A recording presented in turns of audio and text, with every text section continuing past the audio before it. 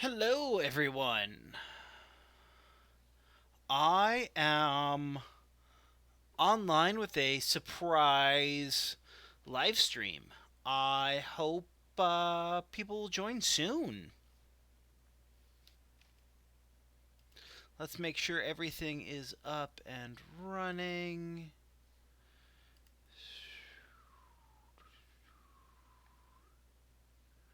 Um,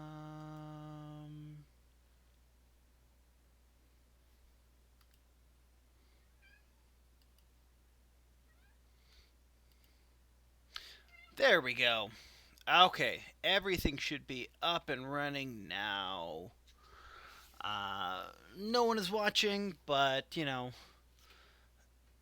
as I said, this is a live stream and a complete surprise. I didn't let anybody know until like seconds ago.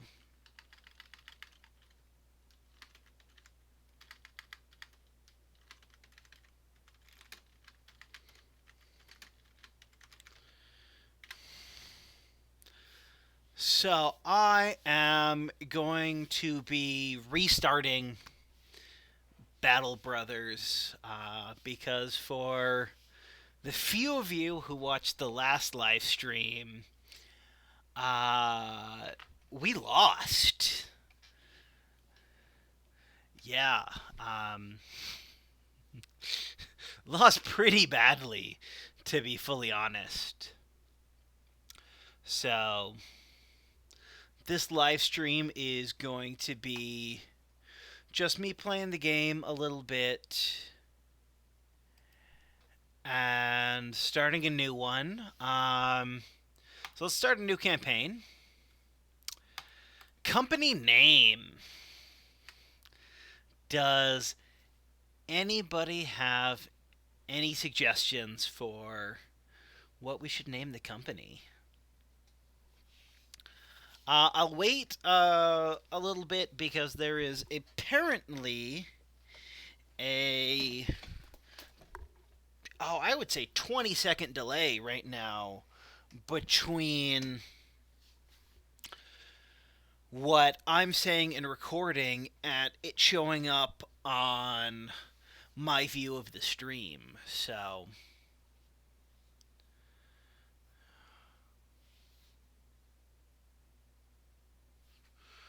let's look through a couple of the flags to see if any of the two people who are currently watching have any preferences for flags. So there's this skeletal snake one being eaten by something. A black bear banner. We've got a classic griffin. Some swords into a crown. A bloody sun. Couple of axes. Arrows and a tree. A guy who apparently beheaded himself? Maybe? This one is. Actually, it's really reminiscent of the Teutonic Order. Um, this one reminds me of death. Um, a flail and a dagger. If we want to have the emo company, we'll go with this one. That's a bunch of swords in a purple heart, and there are thorns around it. So, here's a crying noble person. A wolf foot with an arrow and a javelin. A. I would say that's reminiscent of paladins. That's what I get from this. Um, Here is a beheaded monster. Uh, this is, I'm not sure. It's kind of cool. A boar's head. And we're back to the beginning.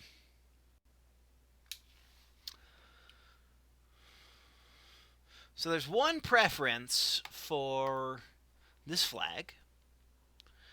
And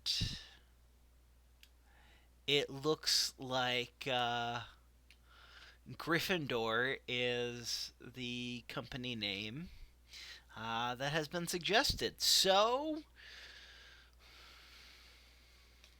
barring anyone else saying anything at all, let's go with that.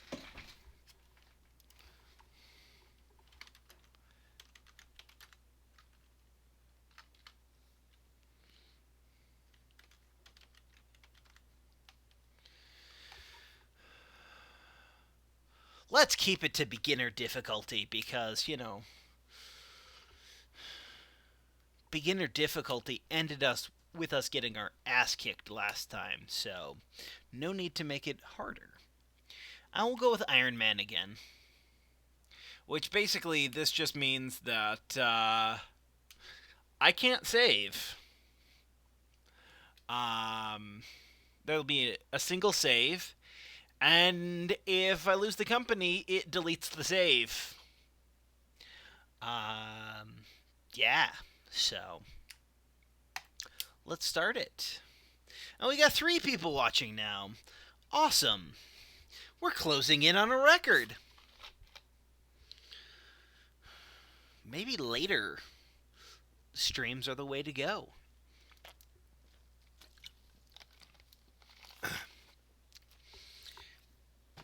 And as we started 2 streams ago, it's Hogarth the Weasel. Let's see what he looks like this time.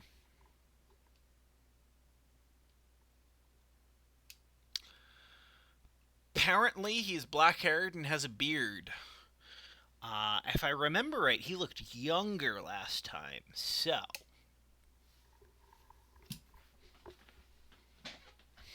Or rather, older.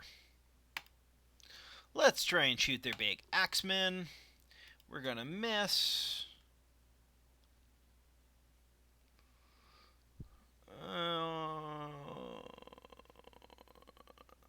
I'll move you forward 1, I guess. And then I'll move you over here. He's going to try and cleave my guy. He's going to move forward and swing. Ouch! That hurt. Let's try and split him. And we almost killed him in 1 hit. Let's see if we can finish him off. And we did. Excellent. And he'll go stab. And stab again. Okay. He's still gonna fight. That's noble of you, brigand thug.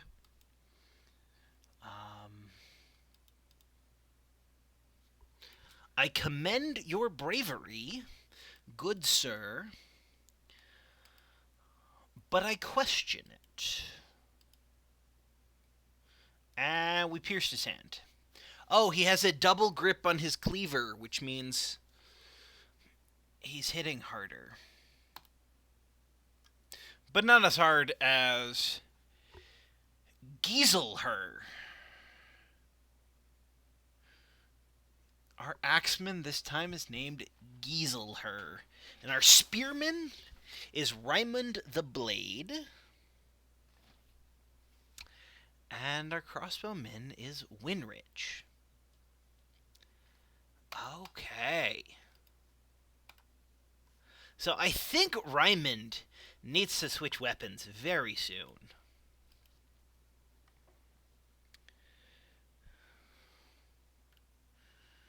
Okay, we're live. We won. Woohoo!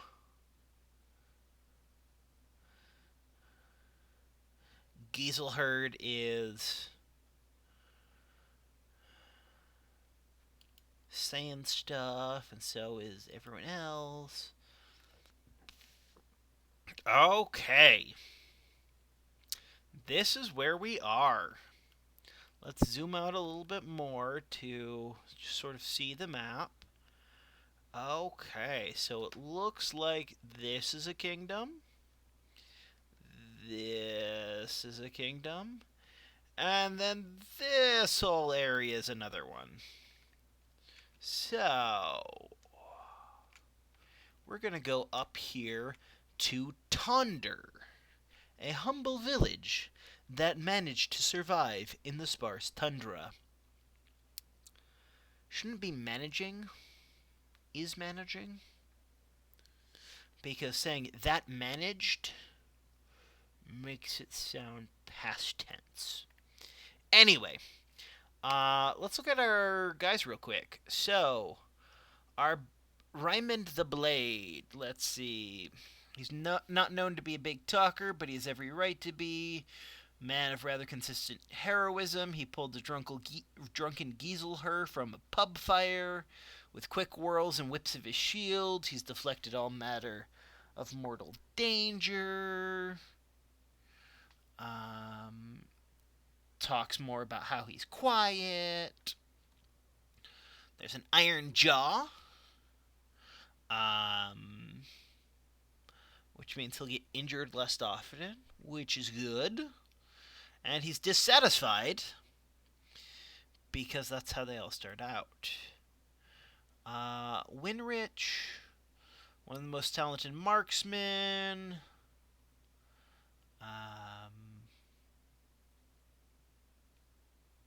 He's got iron lungs, which means he recovers from fatigue faster, which is good. We like that. And he has a higher melee defense.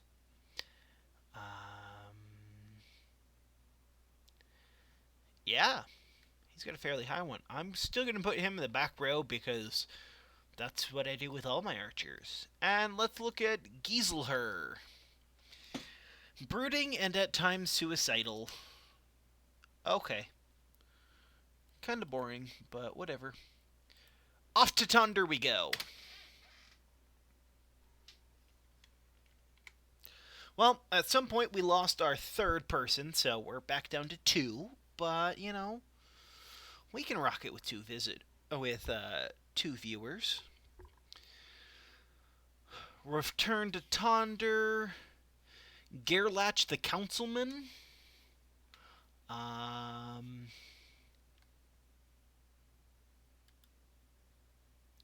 Let's see. We have unfinished business with Hogarth. Or Hogart. Whatever his name is. Oh, we can have another rhymer. Just, this one's a wild man. Ooh. And he starts at level 2. That's not bad.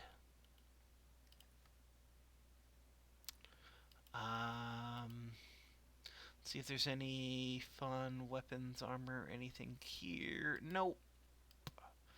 Okay, so what nearby city is it sending us to? Edviksburg. Borg. Edviksborg. Whatever.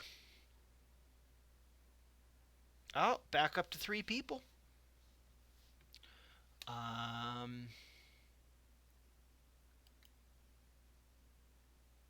Large citadel towering high over the surrounding tundra. Awesome place.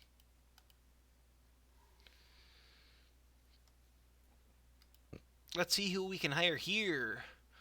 Ooh, Torvald. I would love to hire you, but you are very, very expensive. Same with you, Erwin.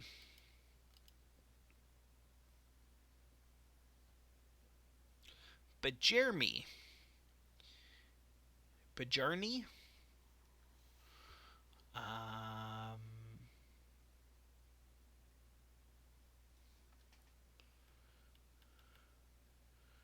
Let's see. There's Gothert, who's a militiaman. I think I'm going to go with Jeremy over Gothert because I like his weapons better and he costs less. Although he costs more day to day. Let's go with Bajarni. Uh,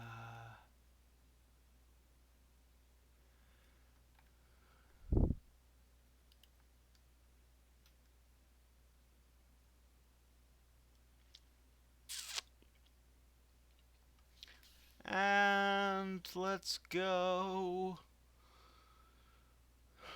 Let's go with Nels the Calm. Let's see if we can make a shepherd book out of him.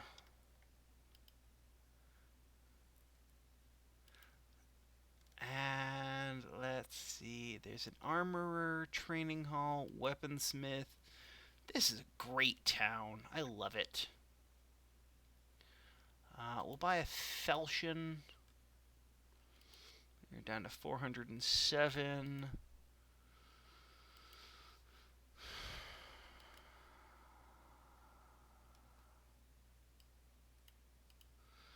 We're gonna give Raymond the Blade a falchion. Bjorn has one. We're gonna give Niels the Calm a spear. We're gonna level you up. Let's up his resolve. Up his melee defense. We don't want negative. And up his armor a little bit. And let's give him crippling strikes. 55. We're actually gonna take off Niels's robes and switch them with Winrich's, just so my front row has the better armor. I think I am going to get the third person from here.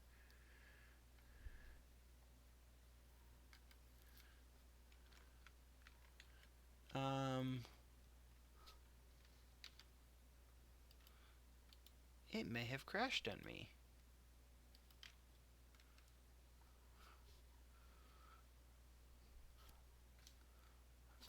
That's weird. Let's save and quit. And then go back in.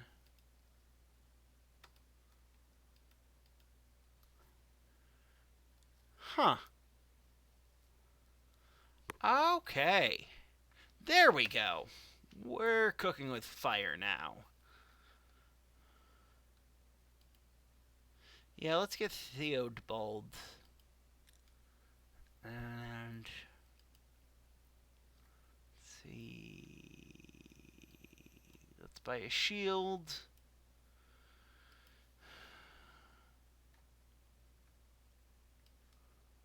Let's get another shield. And run out of money. Okay. That's the problem with hiring guys who are better to start with. You're going to get a shield, and Theobald the Apprentice, I'm going to give you a giant axe and hope you live. That's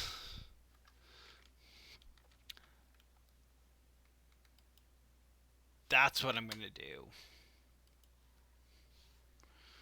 Because we're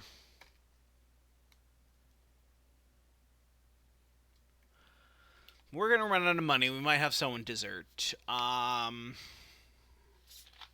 Yeah, it's going to be great.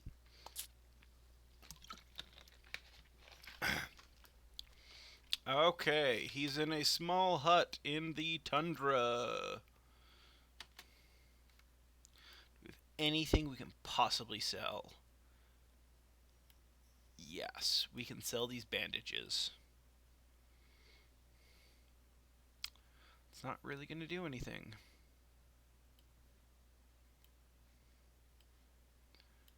And a good chunk of our food. Hopefully, that will be enough to hobble along for one more day. Yeah, so that's one of the big problems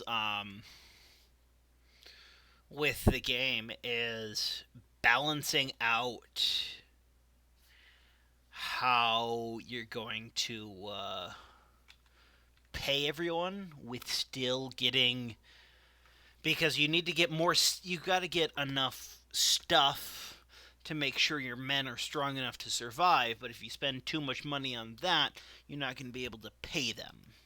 So it's a balancing act that is not always the easiest.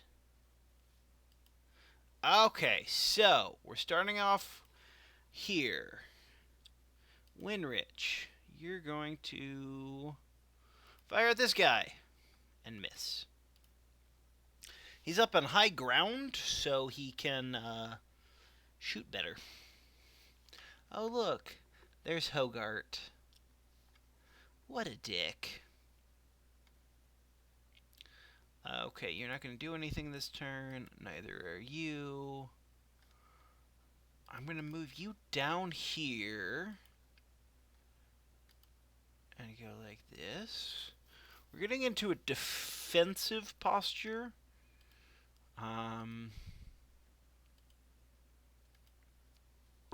But that's only going to last for this turn. So you're going to reload. 56, 66, 54. Nice. Let's have you wait. Send you here. Actually, if we do this attack, he'll attack both of them. He hit and killed one, so, not bad. The archer apparently can't hit for shit, which is good.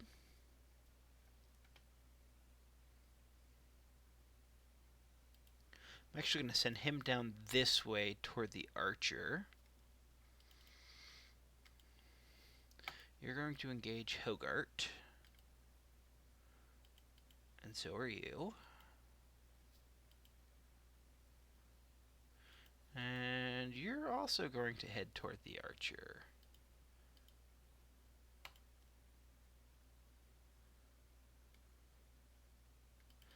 Okay.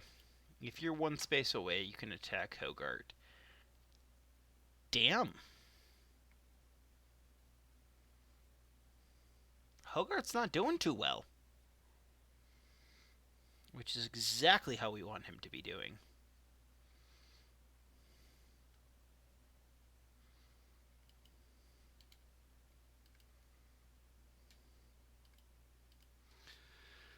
He's going to run that way. You're going to go like that. You're going to try and stab Hogart. And you're going to kill him. Awesome. You're going to move that way. And we're going to attack. And go stab, stab, stab. You're going to fire. And you're going to hit Giselher in the back. Because, why not? Okay, he is breaking, and he has a cut artery, and is generally not doing too well. He now has a pierced hand and pierced leg muscles, which means it's going to be harder for him to run away. And he's going to pull out his dagger. I hope that works for you. And my guys are getting morale bonuses left and right for killing. Woohoo!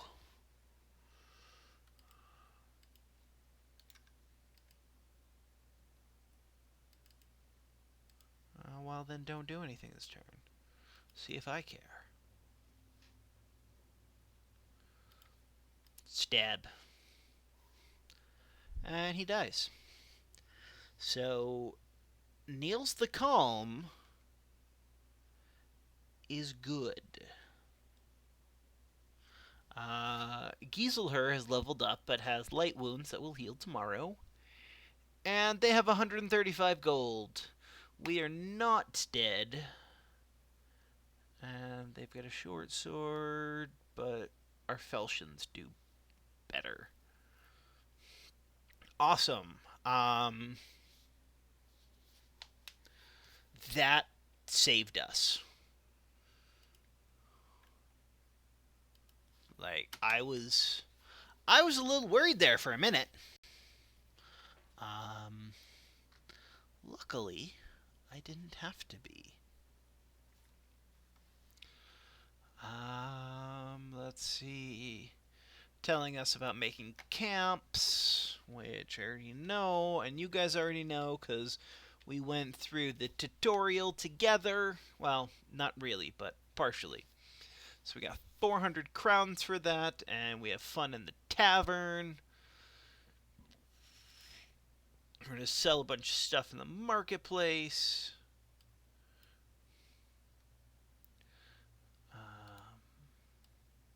We're going to keep that axe, maybe this. Sell that buckler. Yeah, we'll sell one of the shields. And we are going to downgrade you to a hatchet. And we're going to give you a shield. At some point, I think I'm going to switch out his light crossbow. Oh, well, we're at it. Let's level up Giselher. He's going to become better at melee. He's going to get stronger. And he's going to get faster.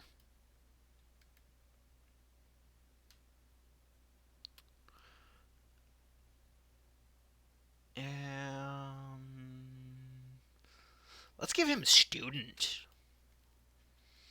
Yeah, the guy with the big axe. Turns out he's really smart.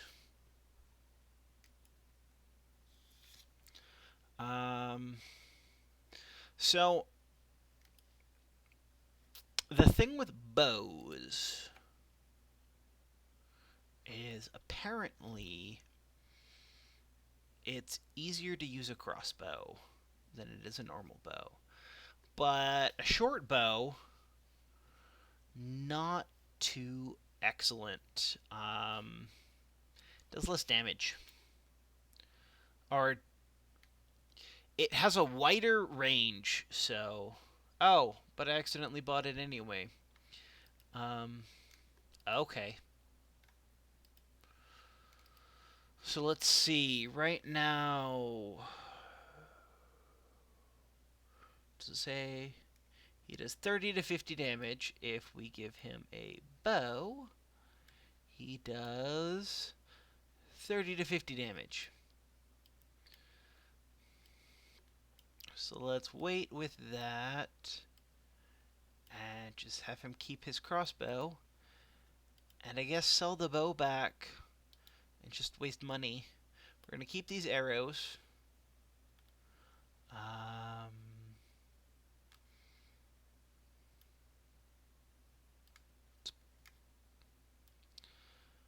kind of want to buy more armor, but this armor is terrible. Absolutely terrible. But we're going to buy some smoked ham for them so we can have more food again. And Tonder doesn't have anything else for us at the moment. So as much as I'd love to stay in Tonder, I think we're going to have to go up here to Horngard. No, because that's a keep. Let's go down to Lauenbrook.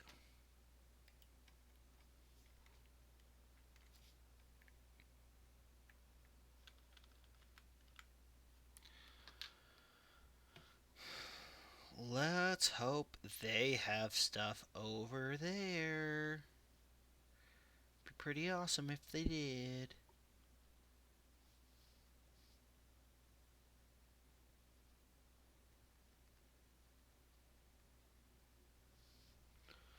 Okay, and we are in Lauenbrook, and they do have a quest for us. A hooded man gestures you to follow him.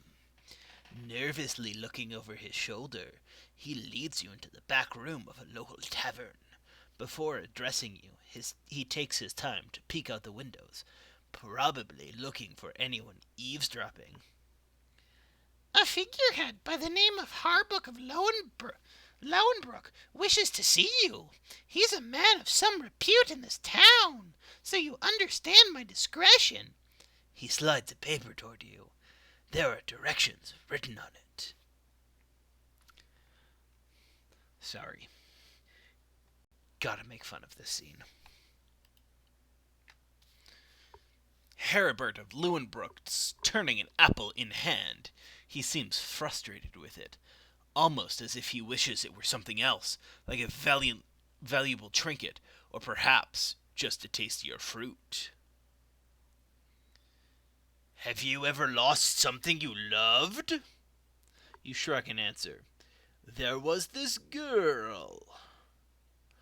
Don't think I want to hear the rest of this story. I want to stop you right here. The man shakes his head. No, not some woman. That makes it even worse. That is terrible. More important, because I have. Thieves stole my rare coin collection. How they managed to get by my guards is, well, beyond me. Ha ha. But I know if I set you on them, I will be having what is rightfully mine back where it belongs. Isn't that right? Or have I been misled as to the quality of your services? You know, whatever. Let's see. 370 crowns. Let's try and get it up. 380! We got him to up it by 10. That's wonderful. Let's accept.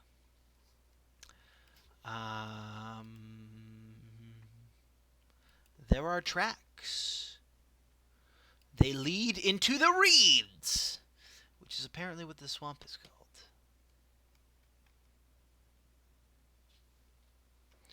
But they're going into the forest that is in the swamp. Do you think there are any skunk apes that live in this forest? Oh, what do I proclaim to the men the company shall set out to do? Let's go with allies. Basically, get a town friendly with us. Which we can see here in this factions and relations. Tonder is open, so we only really need to do like one, maybe two more things for Tonder.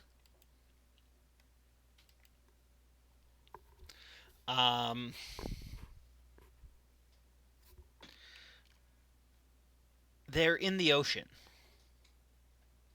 These thieves are literally in the ocean. I've never fought in the ocean before. We will see what kind of landscape the ocean is. Brigands! Just as your employer had thought. They look scared, presumably understanding that Heribert of Lowenbrook's well-paid wrath is about to descend on them. I just love the literary device that it's like, and they have a look that describes, here's a paragraph of description that this look communicates. No, if looks could communicate paragraphs, we wouldn't have language. We would just look at each other meaningfully. And yeah. Okay, I make a lot of fun about the writing of this game, but I really do love this game. I think it's a really great game that just has some terribly ham-fisted writing that I really hope English is not their first language. That is all I can say.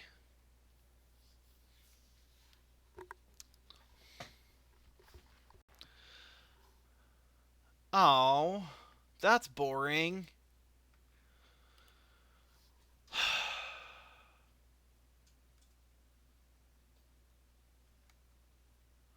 We're supposed to be in the ocean. This doesn't look very oceany to me.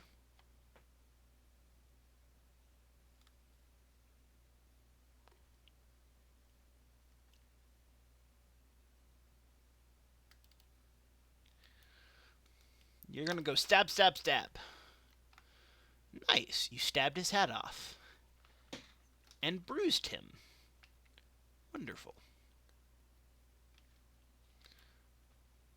You're gonna go here. And go chop, chop, chop. And you cut his chest armor off. And you're gonna go down here. And you're not gonna do anything. And you're gonna go here. And you're gonna go there. And this last guy, he's gonna go there. Okay. I'm gonna have you move here and go stab, stab, stab. I said stab, stab, stab. And you almost killed him. Good job. And you're gonna fire to that guy. And you're gonna hit Theobald the Apprentice in the hand from behind. Mind you. Okay, attack that thug. Okay, so that guy's dead. I don't think going up against a guy with a spear and a shield is a great idea if you have a dagger. Just saying. Now he has a pierced chest for his trouble.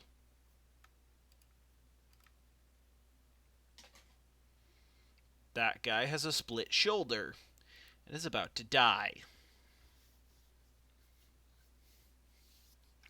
That guy's going to be running as soon as it's his turn. So I'm not really worried about him. And you killed my dude! Seriously. Die. He's going to run and he's going to die.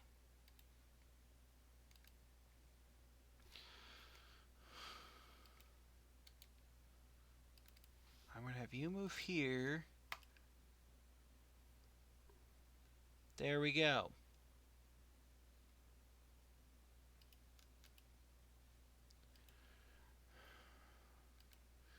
We are down to one viewer now. Well, thank you for staying with me, viewer.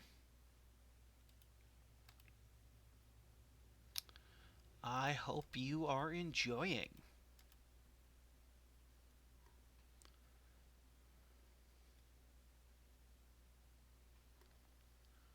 And he's running away. And you're going to move there. And you're going to move here. And you're going to move here. And you're going to move over here. And you're going to go stab. And stab. He's not running yet. He's close. And his other friend, who was running, is now dead. And so is he. Theobald the Apprentice. He died. Had just joined your company, took part in one battle, and has 0 kills. Darn. That sucks.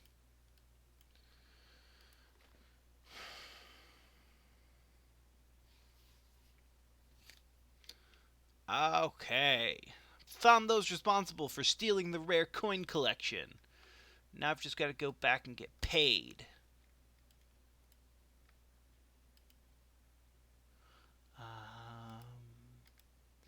We're going to up some skills here.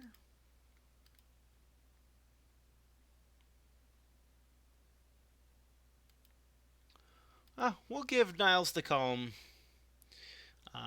the ability to survive the first killing blow that goes against him. Raymond the Blade.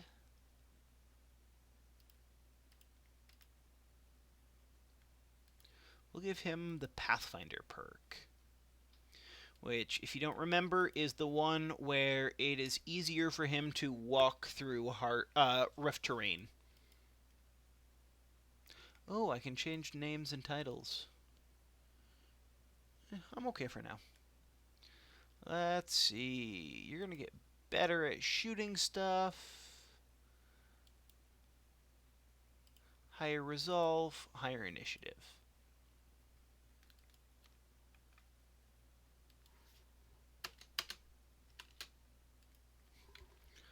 I want my crossbowmen or my archers to be able to go first, but not necessarily to go first, just in case the other team spawns with everyone outside of range. Because that's just boring.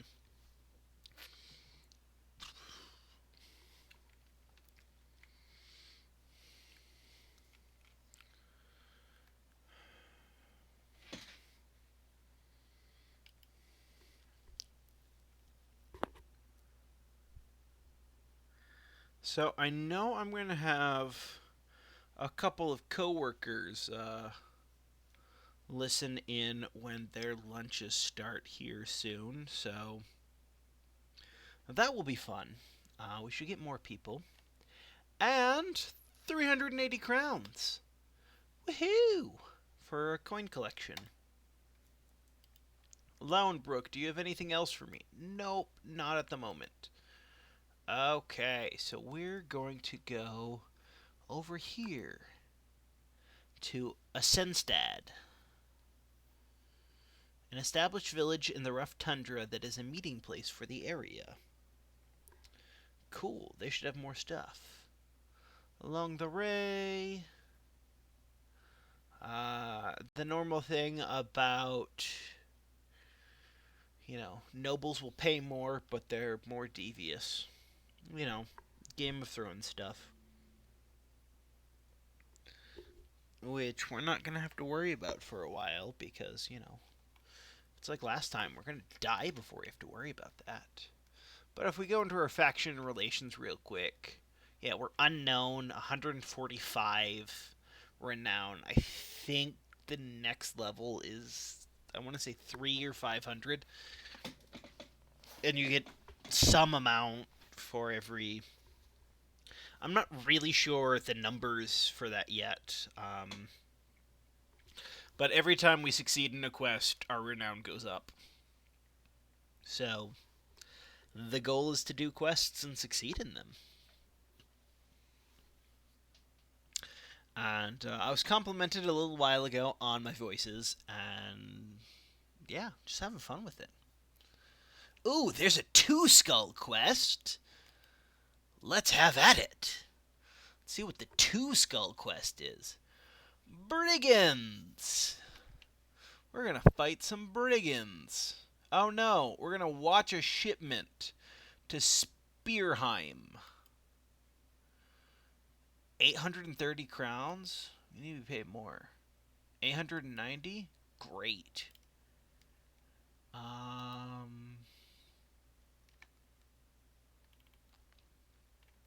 Let's get a replacement for a dead dude. Let's go Ragnar. Why not? Ragnar.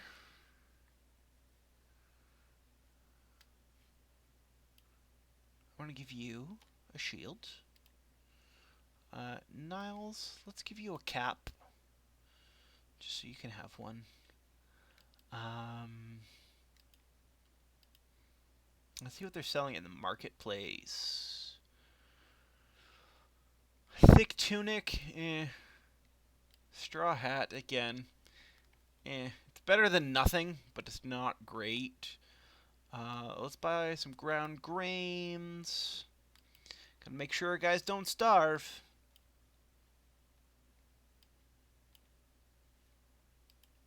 And let's level up.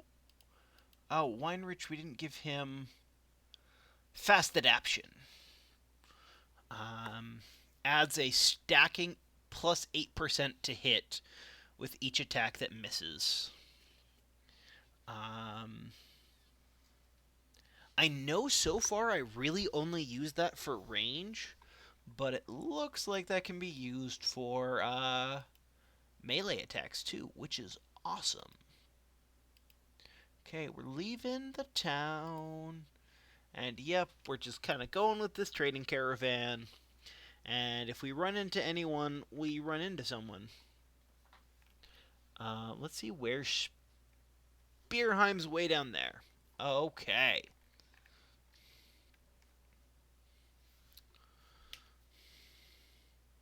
So we're just going to kind of wait for a minute. Oh no, there are 7 brigands. One of them is a brigand poacher. Help, help. I'm being repressed. See the violence inherent in the system? Uh, for anyone who likes Monty Python, which should be everybody, because Monty Python's hilarious. Oh, he still has a pick. Oh, I forgot to take away his pick. Whoops. Okay, so as you can see, I get a bunch of extra dudes that are poorly armed and armored because they're the trading caravan guys. And we've got a bunch of poorly armed and armored brigands.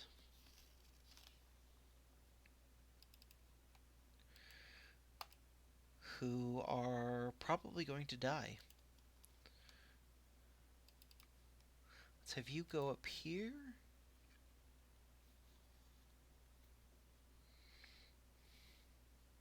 And have him come down this way, I think. Yeah, he's going to go here. Unfortunately, he doesn't quite have enough to attack. You're going to move forward, and you're going to attack here.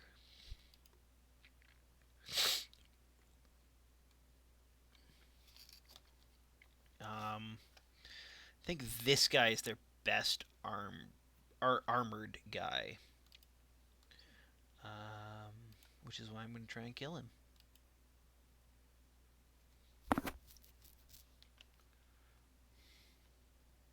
And you're going to move forward to kill that brigand thug. That is the goal, at least. And that is not what happened. And they're kind of useless because they're terrible and they're afraid and eek. Okay, and that is why I like the spear thing. Because this guy moved forward, he was instantly attacked and driven back. Um,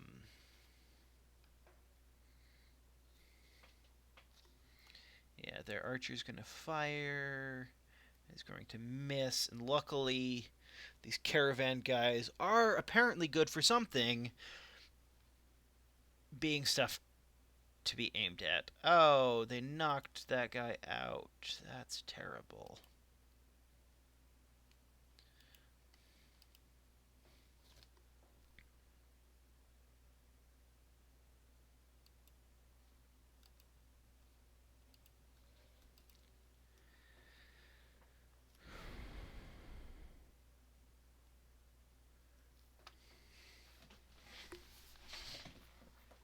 Okay, so.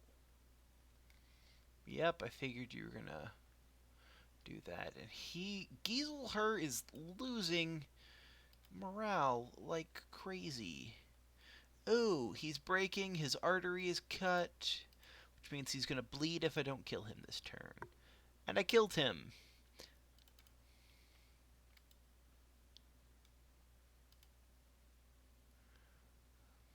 Excellent.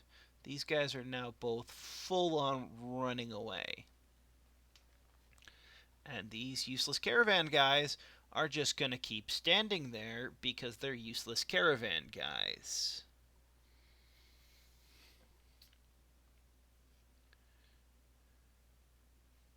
And he's dead. Because he went to run away. And he got stabbed for his troubles. Because remember, kids, high ground is the way to go. I'm going to move you over here so you can have a clear shot at the poacher.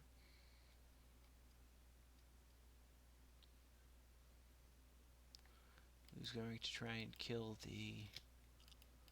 that guy.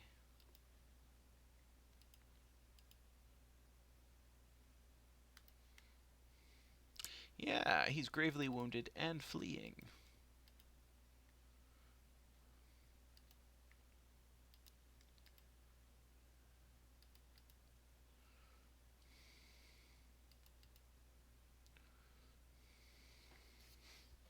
He's going to try and flee and will probably be hit by one of these two guys.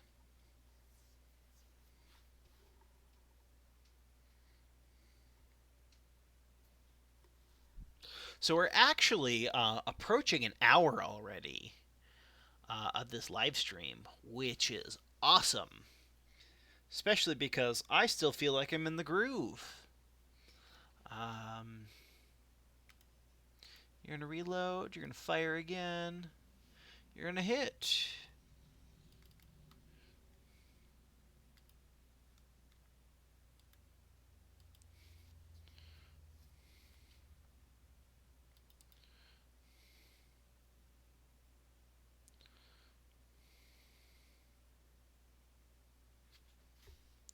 There's wounded, and he's breaking, but he hasn't broken yet.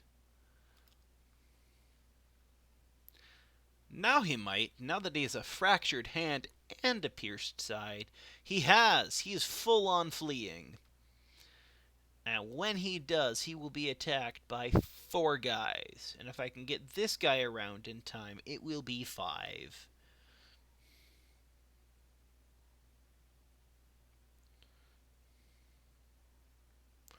Run them down.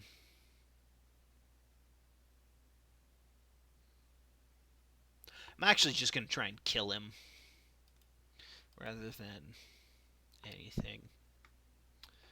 Cool. Giselher, Raymond, and Bajarni all get to level up. And we get a fair amount of stuff, including almost 200 gold.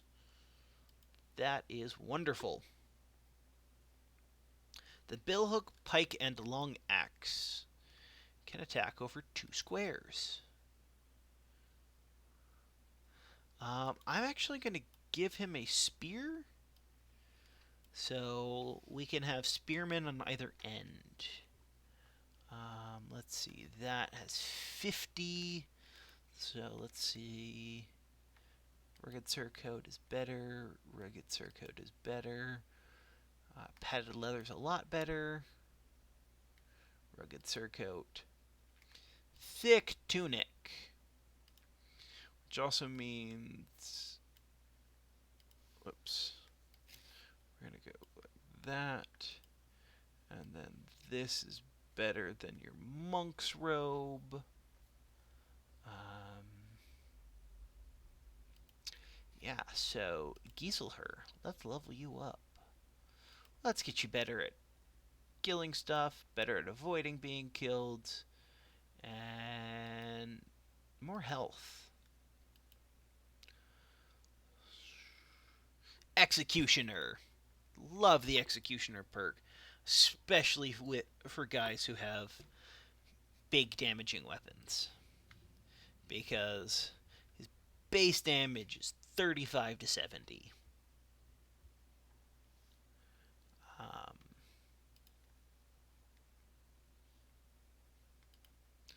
Bajarni, we're going to up your resolve and your strength, and we're going to get you, we want to get you to positive melee defense, not negative.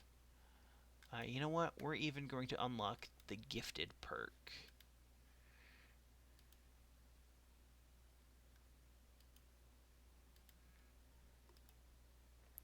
So, let's do that. And Raymond the Blade, let's give you more health,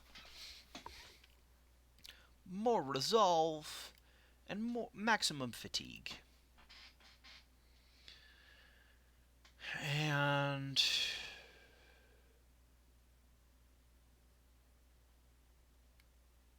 let's give you a steel brow.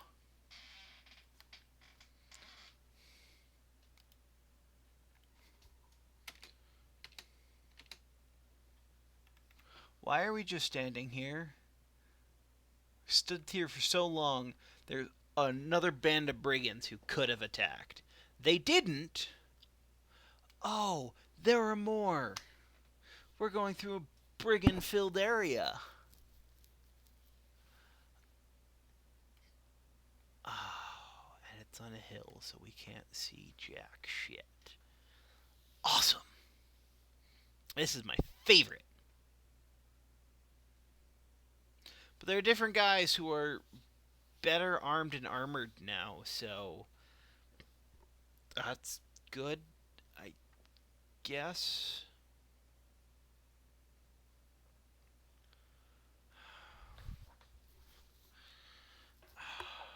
I don't know how I want to set up.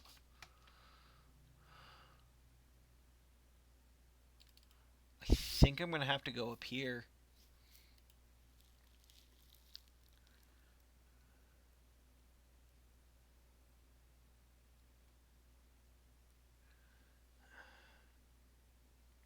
And then I'll have these two guys over here, maybe?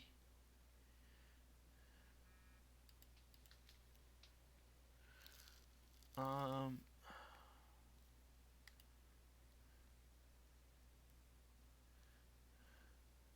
Luckily, they're shoddily armed.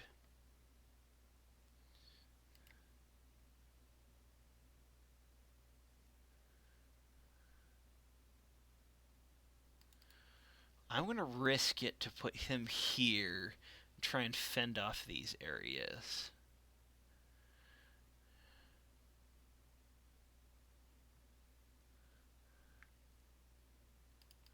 He's going to go here.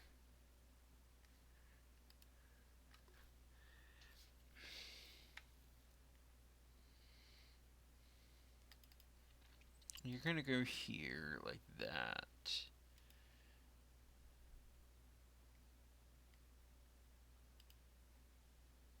Nice. Really good hit.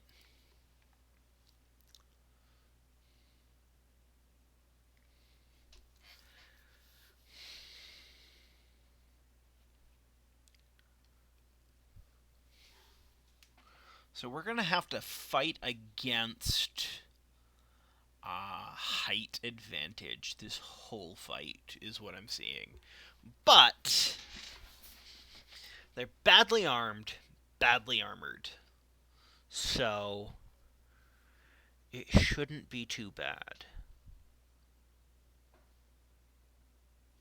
These guys are just sitting here being totally useless. Yeah, these guys back here. I know my crossbowman was covered by that, but he's not useless. As he impotently fires an arrow. Okay.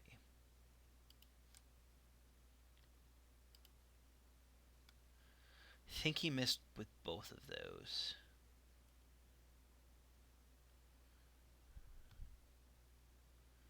Wow, these brigands are not smart.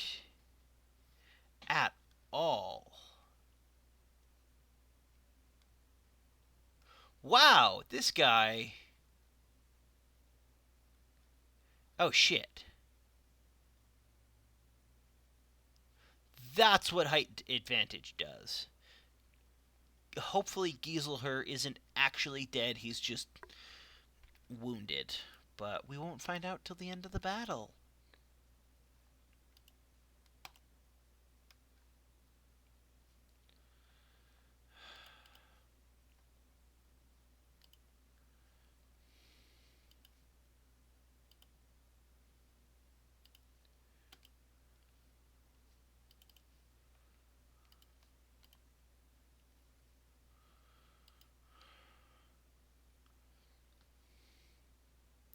We lost a guy. They lost a lot of guys. So, even trade, I guess.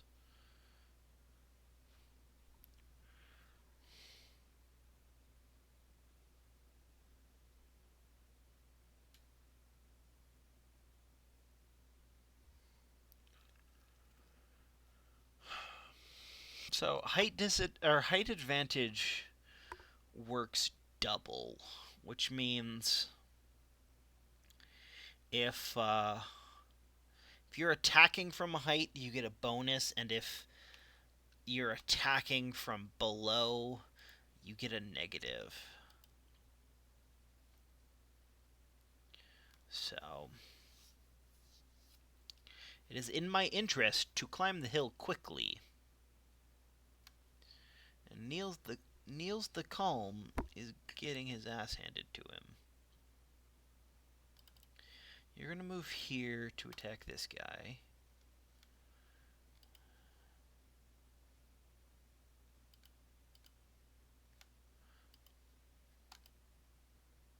You're going to attack up because axemen are terrible. In the giant axe, they do a lot of damage. Fractured ribs and exposed ribs.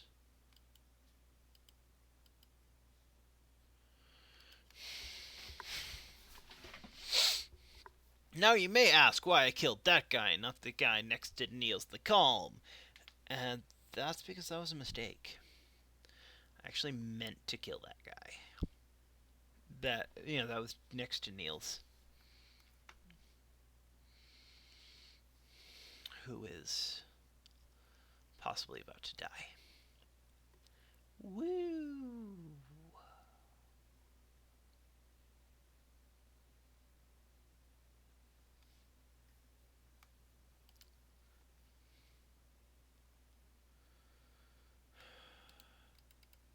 You're going to move up so you can attack him.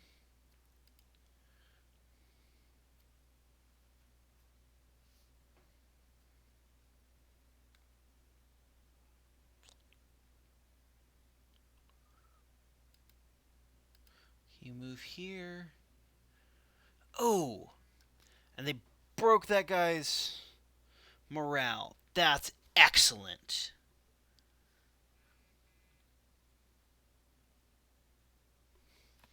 That is absolutely wonderful. I think Niels is going to live now.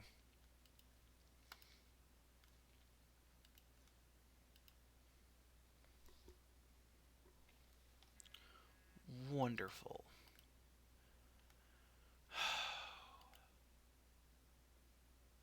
Thank the Maker.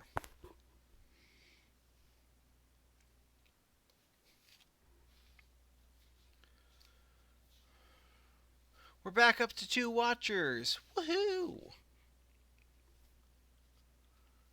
Let's run them down. Like the dirty dogs they are.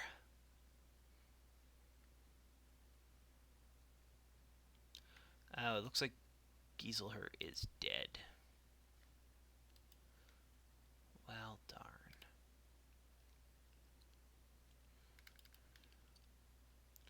That is no good. Niels, you're just going to sit here. I don't want to risk it.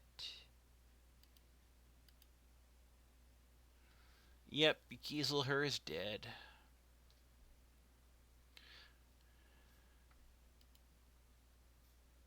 Sad day for all of us.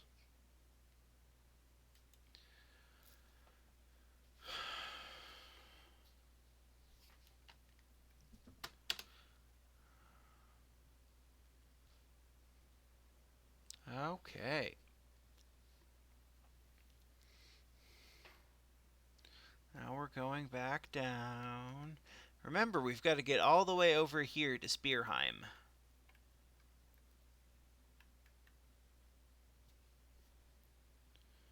So, we've still got a while.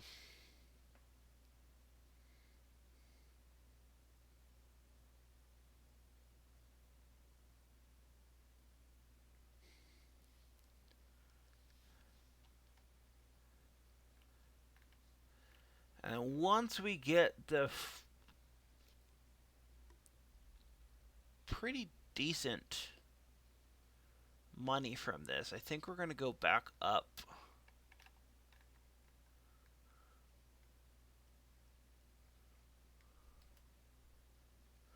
Okay.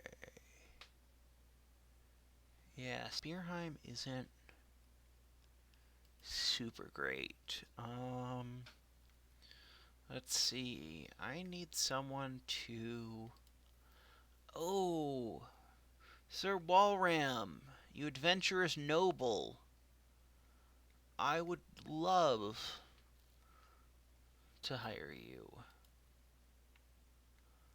Um, let's buy Gotthard, I guess. Wow. Niels, you're not doing great.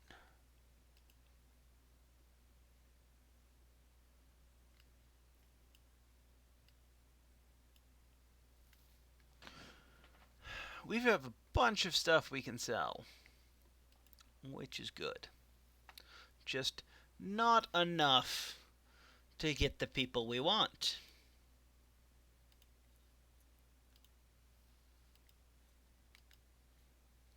Get Ragnar up.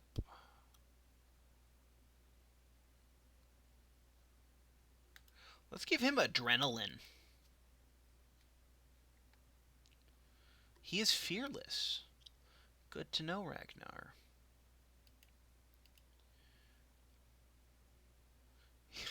Gotthard is short-sighted. Oh, but Bjarni's fragile. Sad day. Fragile Bjarni.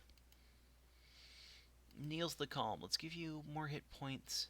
Get you better at killing stuff. And give you some higher melee defense.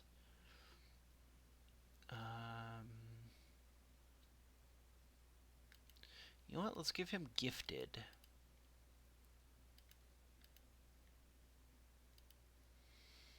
Yeah. So Niels the Calm, when he gets better, because his exposed ribs are taking out 35% of his hit points, and his fractured ribs are lowering his max fatigue. Once these get better, his health will be up pretty decently. So, we're leaving here. Actually, no. They might have tools. We're running low on tools. Oh yeah, there's a bunch of stuff we were going to sell.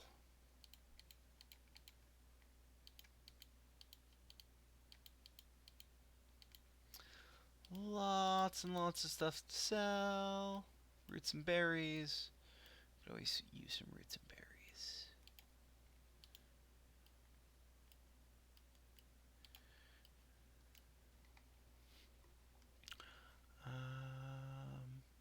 A falcon? I don't think we need a falcon.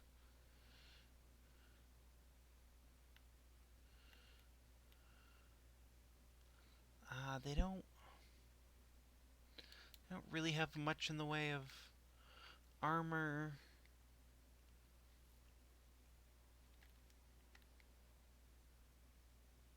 A pitchfork.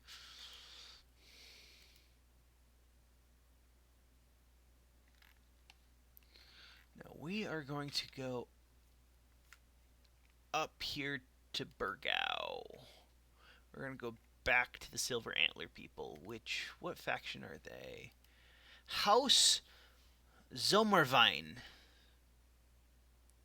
Zomarvine. Vienna Summer? That might be a decent band name. Vienna Summer. Proud and unrelenting family with a long and blood-stained history of conquest. They take with arms what they consider theirs by right, an ancestral feud with House Room malt provides never-ending reasons to keep both hate in in the hearts and ore smelters burning. And this is House Room malt. Which are these guys? This hand is hostile to tyrants. Hold high the principles of justice and honor, and without irrational rulings, their region has prospered.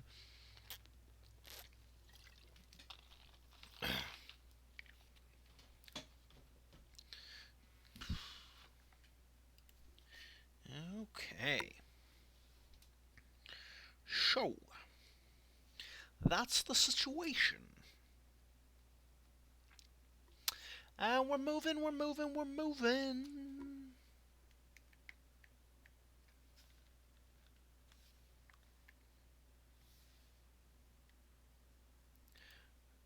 Ooh. I don't know what this is. What are hemivores? Nope. Nope, nope, nope. I may have learned a little bit from last time. We'll come back here later when we're better.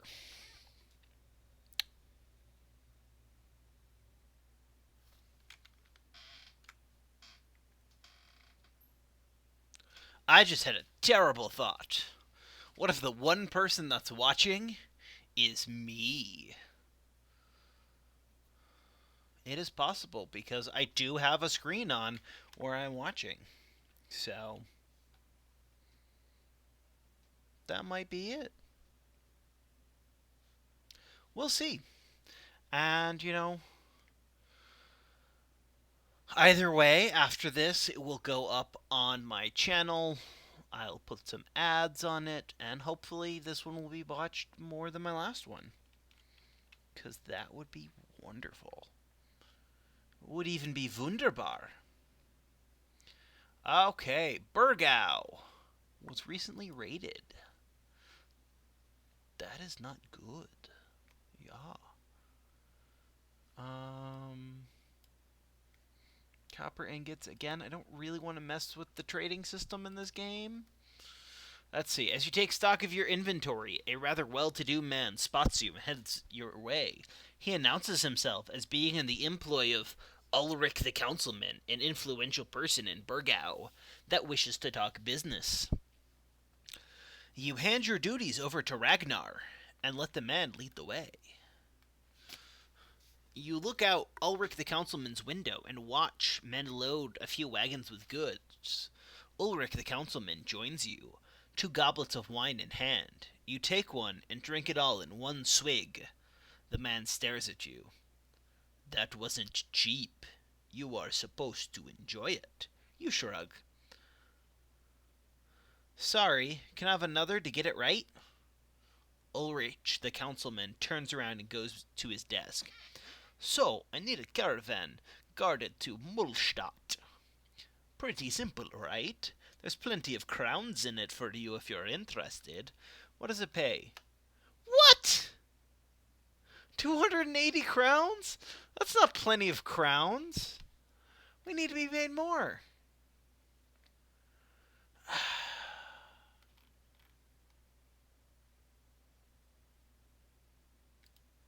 Accept your offer. I'll need some time to think. Where is Mullstadt? Okay, it's over here. We were going that way anyway. Oh, yeah. Let's do it. Terrible deal.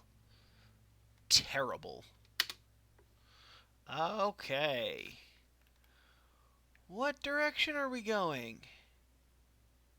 Why are we going east to go west? We're going to go through Wissenfels and then... Oh, are we really? Oh, we're going the long way.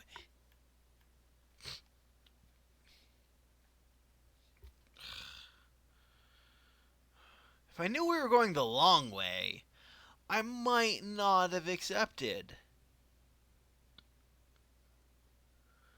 Not for 280 crowns.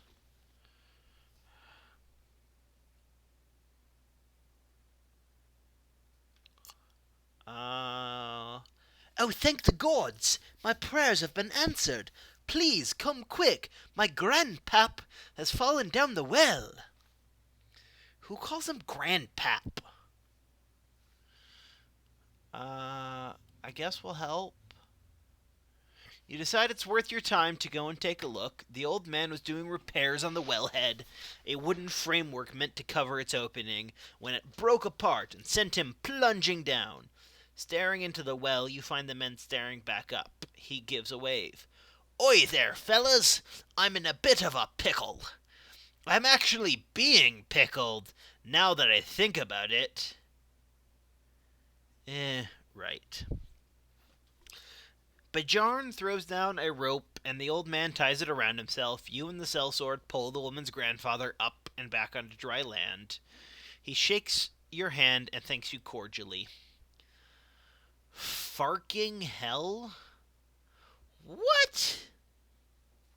Farking hell, glad you came when you did. I was about to shit and piss like no other. That's weird. Let me tell ya, this ain't my first time going down a well. 5 years ago, I'd done it while repairing the wellhead, because the wellhead breaks often, you see. And it's not really a wellhead, we just call it that 'cause we're lazy. Back in my day, we called it a... well, I actually done forgot. I guess a wellhead makes sense now, as I'm not well in the head. Ho! Still got it. I was quite the charmer in my days, you see, and it's not often I get to put the practice in. My wife's died 10 years ago, and the one prior to her left me 20 winters ago. I say winters because that's when she left me, in the winter. It was a brutal one, and I had asked her to help chop the wood, least we all freeze. She says she wasn't doing that shit, and taking care of the kids at the same time. I had kids with her as well as with the second wife. 5 total. One died. Measles. Another disappeared, so he's probably dead. I try to be honest to myself about that. But you know, there's hope. If a random stranger can be found in the forest to save me in the nick of time, then maybe my son survived that battle with the greenskins, which would be the orcs. Ain't heard of him, though. I pray to the old gods and even that Dovkul fella every now and again. Do you know of Dovkul? I'm not sure what to make of it. One time, this man came by with a scar on his forehead, and he said he'd show me the way of darkness. I said I see darkness every time I nap. This scarred fella said one day I won't wake, and I said, good, ha! So then the scarred bastard starts getting upset with me. As he drones on, you look around for Bjarn, only to find him stepping out of the woman's house. The lady herself, carrying a bit of obvious warmth on her face. You retrieve your sellsword and leave before the old man lops your head off with the most long-winded and one-sided conversation ever. None of that makes sense. None of it. He is a grandfather. No. Just no.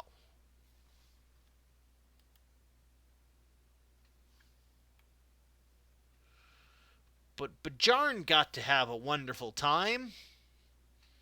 So that's all that matters.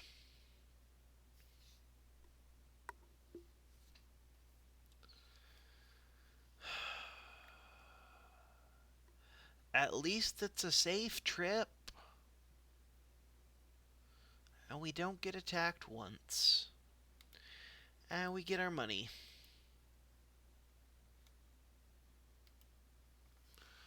Um, cargo needs to be delivered safely to Kampstadt. A man by the name of Ulrich the Councilman's waiting for it. I don't believe the task will be easy, as the cargo is rather precious to certain people. 220 crowns, I guess.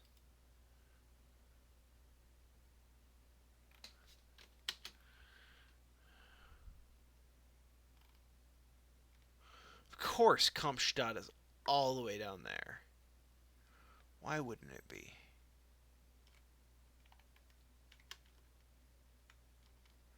Let's see. There's a harbor there. I think there's a harbor in Kampstadt. We'll just take a boat.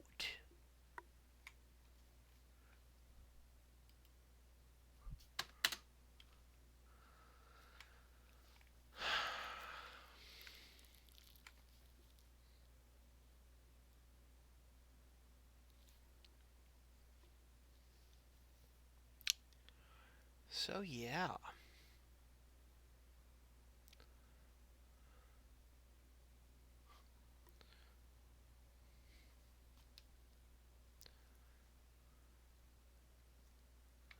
Okay, and we're gonna have to wait till morning.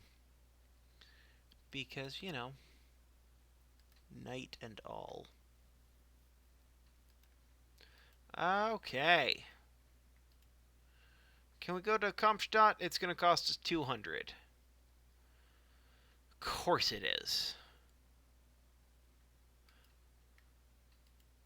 Well,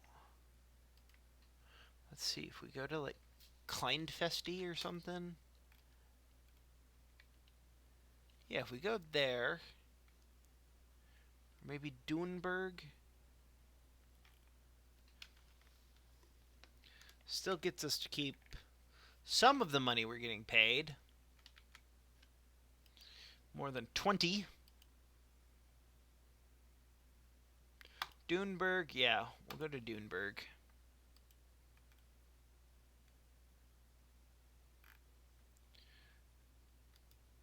And then travel.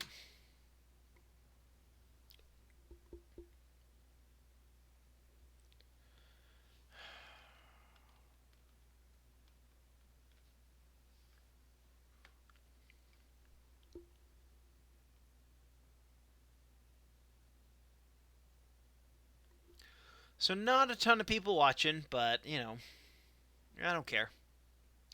I'm having fun, and that's what matters. So say we all.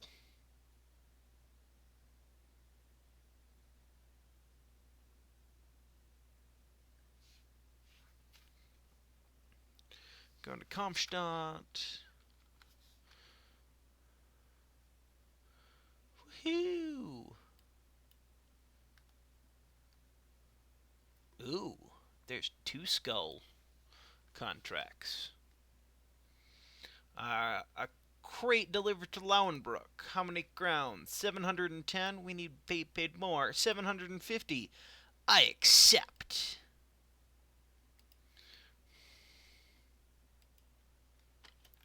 So Lauenbrook, remember, is up here. Let's actually take a boat back to Strandikai and then go up to Lauenbrook. I know it's going to be like 200, but I think it's worth it because we're getting paid 750.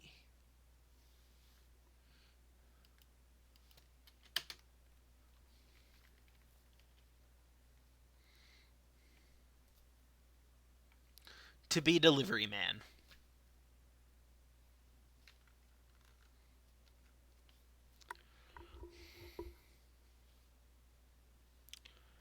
Um, yeah. And then, if Lauenbrook has stuff, we'll go there. If not, we're going to go back to Tonder. Because we're pretty close to friendly relations with Tonder.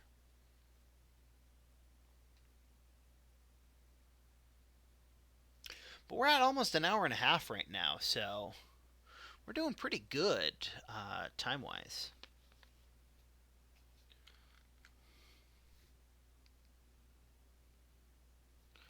I don't know how long this stream's going to be. It's feeling like it's going to be my longest stream yet. Excellent. A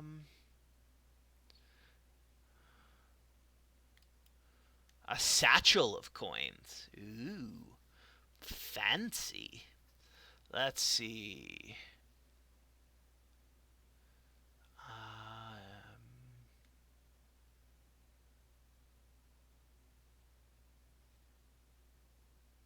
People are being attacked by some sort of beasts. 740 crowns. Nope, he's not going to up it, but 740 crowns. Not bad. What's this? Disappearing villagers? Not disappearing villagers? Oh no! Oh, Caspar. Do you remember Caspar? I do. Apparently, he's a farmer in this universe. Ooh, dire wolves. 3 of them. Apparently, they went in a big circle.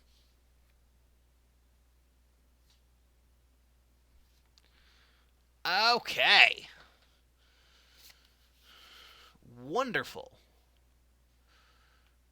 Out of all of the beasts in this game, dire wolves are my favorite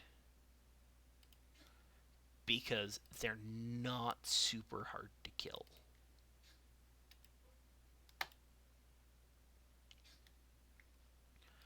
Um, and they generally don't come in huge groups either. So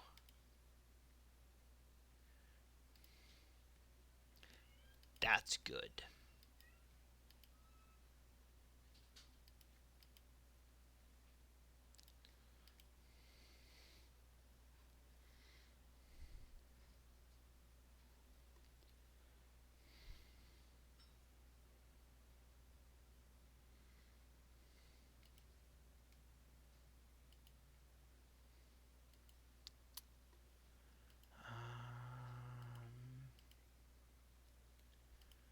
Attack the dire wolf.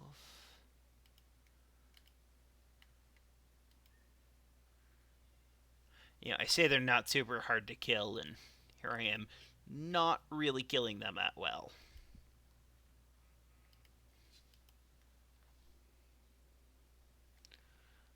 Okay. That's better. Oh, what'd I do? I cut his arm. You're going to move forward so you can shoot without hitting these guys. Wow! Did a lot of damage. Excellent. And no more dire wolves. Wonderful. We'll get dire wolf pelts, and these roots and berries are going to spoil soon. That's not good. I think we need to buy more food.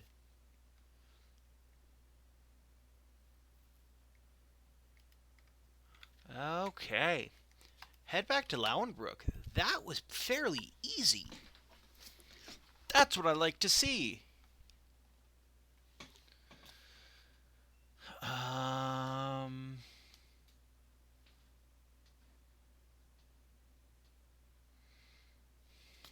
Wonderful.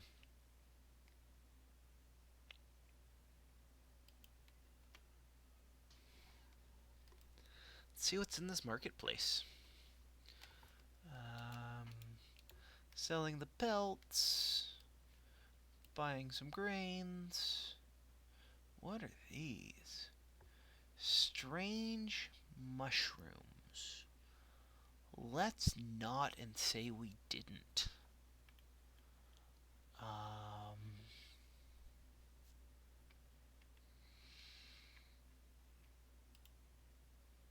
I think we're okay. I think we've got everything that Lauenbrook has to offer us.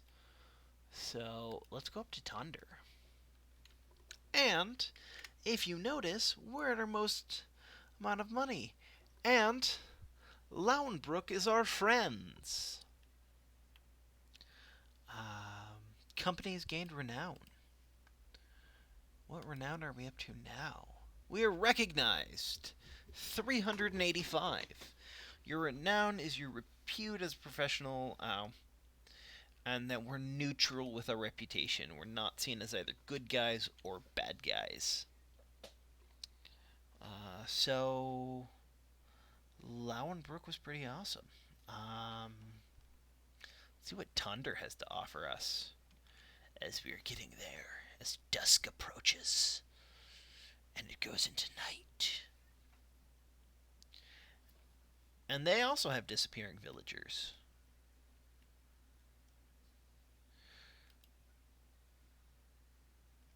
120 crowns in advance and another 460 with jobs done. Not as good as last time. Raymond the Archer.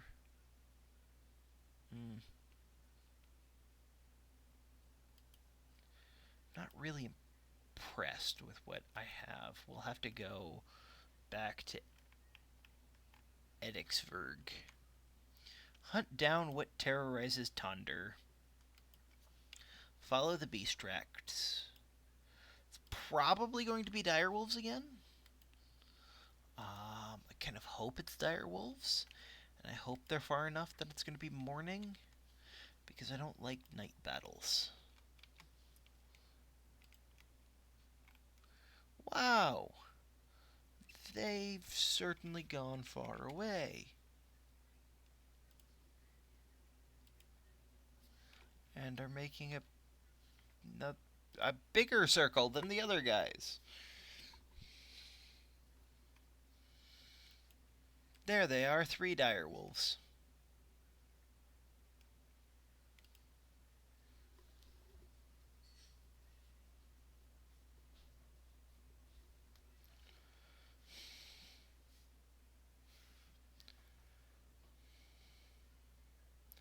Direwolves sure can move. Let's see. 58. 58. Let's shoot that one.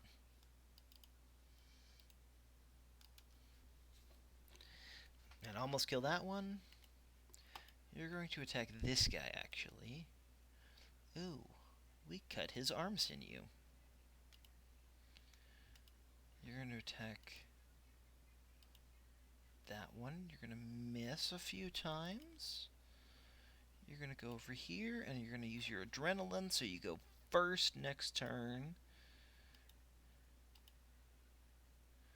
And you are going to almost kill that one, but he's going to be running next turn. I'm going to move. You're going to use adrenaline again, although that's really building up fatigue. So we know that he needs a lot of fatigue. Okay, just moving down the line, hacking away.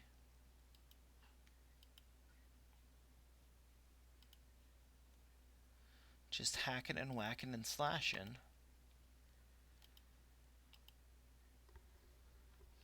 We ripped the direwolf's ear. And he's going to be fleeing now.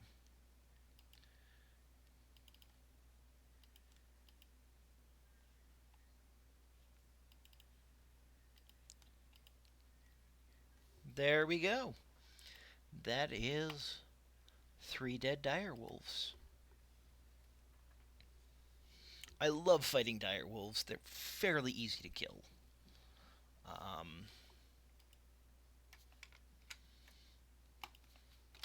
Going back to Tunder.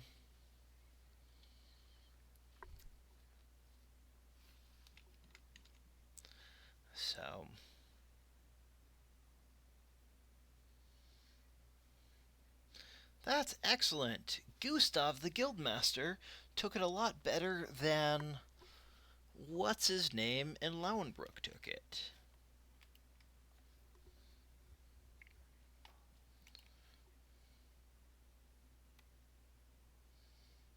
You know what? Let's see if we can get better in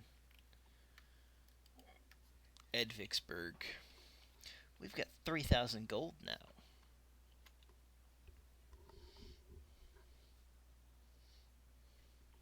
We can afford some better arms and or armor. Um, let's make a battle standard.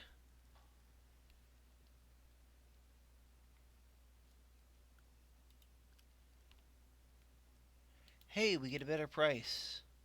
Excellent.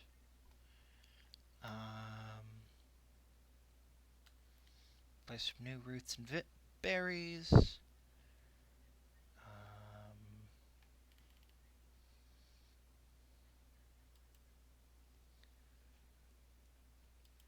See what the armorer has.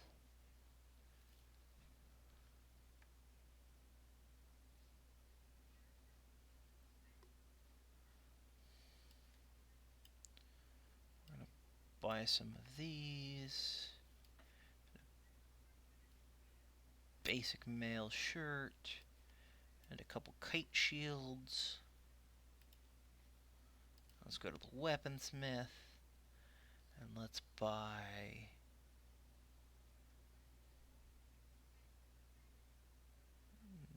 nothing apparently. Okay.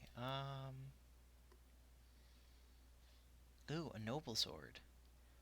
Costs lots and lots of money. But now, Bajarni, you're up to there.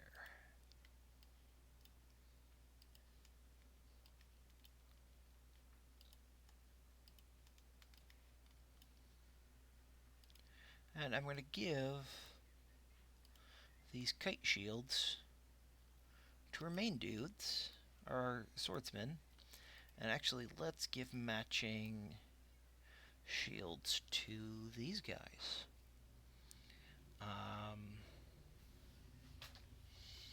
Yeah, I think we're doing pretty well. um, give him a rugged surcoat. Winrich, let's level you up.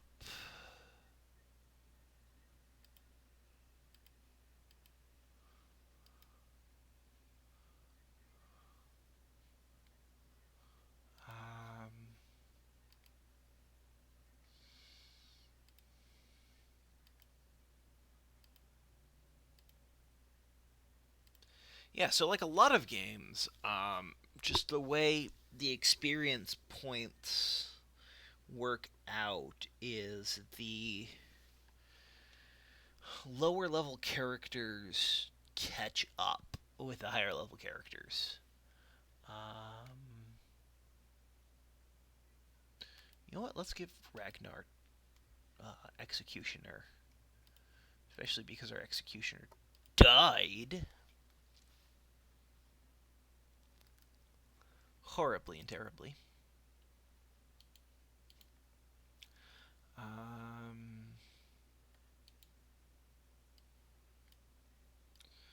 So basically, I've got everything set up here to get two more people. Um, oh, yeah. Let's buy this crossbow. Give Weinrich a better weapon.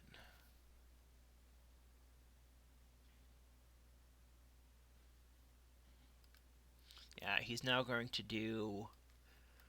His entire range has been upped by 3. Um, the problem now is we're essentially out of money. Let's go down to Eisenstadt. How much money? Along the road, while on the path, you come across a small army of children. The oldest and biggest among them is probably 15, at the most, with a tousled crop of orange hair and a spear for a weapon. He's leading the troop, a little fighting force, provincial to the path more than to any town or city.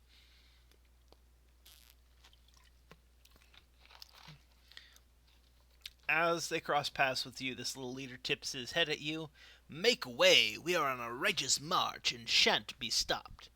Curious, you ask where they're off to. The kid answers as though incredulous you didn't know. Well, let me tell you, sellsword, we are heading north through the frozen waste. Uncultured and uncivilized tribes need to hear of the old gods, either by the word or by the sword.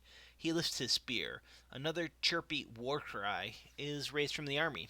It appears some religious fervor has taken a hold of this wandering and harmless, and therefore suicidal group. Um, Niels the Calm, you speak for the gods. What say you? Niels the Calm, the monk, steps forward and brings the children to a huddle. They instantly respect the man, for he represents in part the very cause they wish to promote. He bends a knee. Was it the old gods who told you to come out and do this? The little leader nods. They spoke to me in my sleep.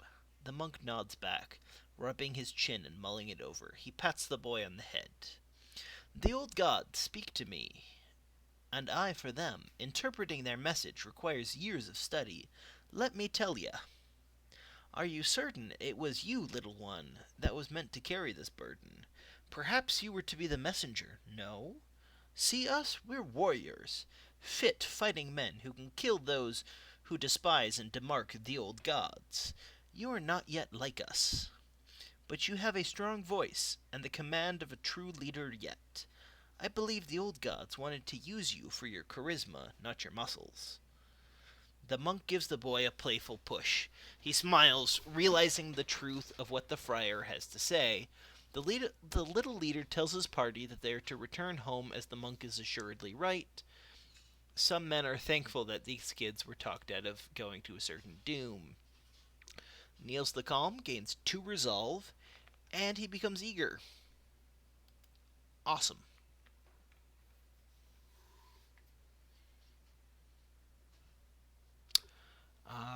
And then night is falling. Let's see what Eisenstadt has for us in the way of contracts. They have 2 one skull contracts. The finger bone of Sir Gerhardt. What's the pay? 70 crowns now, another 290 when it's done. We need to be paid more. Okay, we'll accept his offer. In the Tomb of Lords. We're trying to find the Tomb of Lords. And it's way down here. A long forgotten crypt haunted by the ghosts of the past. The dead won't find sleep here. Okay. Let's see what they've got.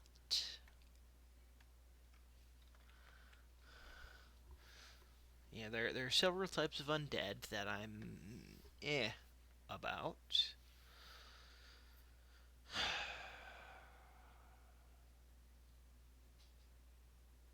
If it's the kind that killed me in the last game, no. We're not having none of that.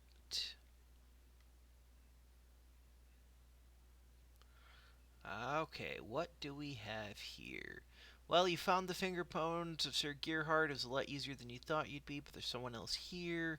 You spot a glittering crypt cleaver adorned to a tall statue of a man with a blank face.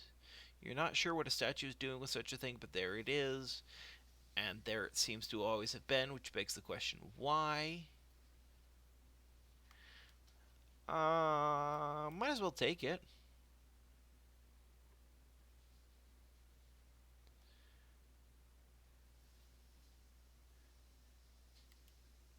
Cool. We got Crypt Cleaver, which is a two-handed axe or a two-handed sword. Cool.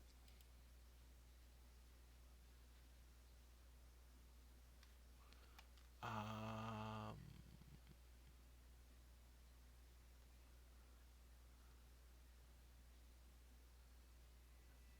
except this basic woodcutter's axe is better than it. It is worth 1,600 though, so we can sell it. Think I'd sell it at Edvigsburg, though. To be honest, we seem to get better prices there.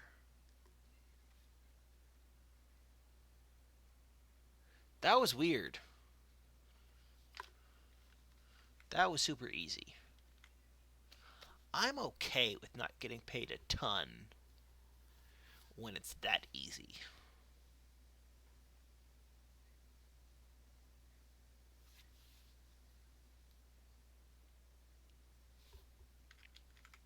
So we're actually now we're about 10 minutes away from this being a 2-hour long stream. That's awesome. Hold the relic up. Everyone's yay, super happy. Um, they're in high spirits.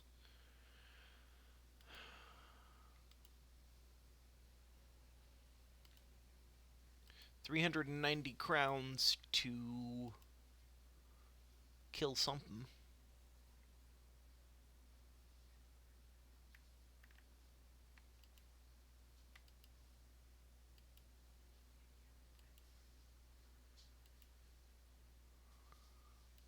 I don't see any beast tracks. Oh, there they are. There are the dire wolves. I think it's. Uh,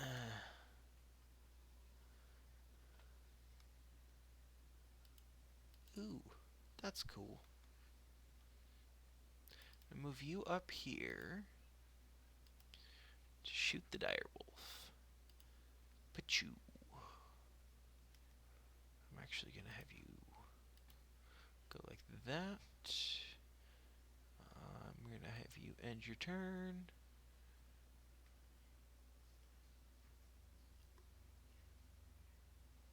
I'm gonna move you here.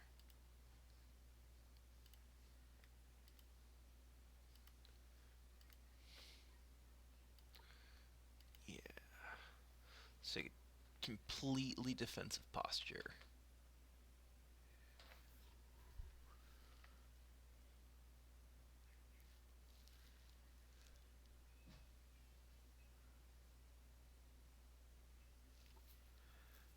Okay, you're going to reload and fire. You're going to try and lob his head off. Destroyed his armor. Not bad. Like, all of it. He's going to go like that. And is going to use adrenaline.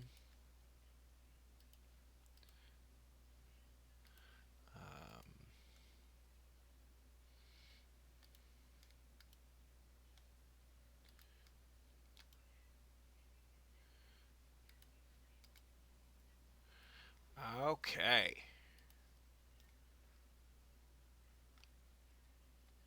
Ooh.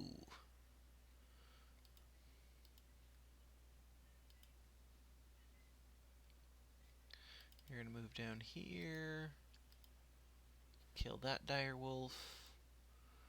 You're going to attack this one. You're going to move forward and you're going to attack. And there we go. 3 more dire wolves killed. Apparently, we're the dire wolf killers.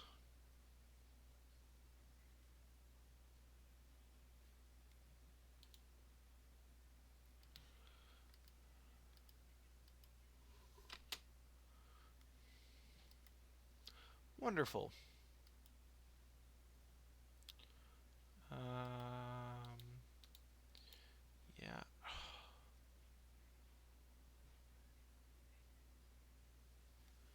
I don't I don't want to sell it for 304.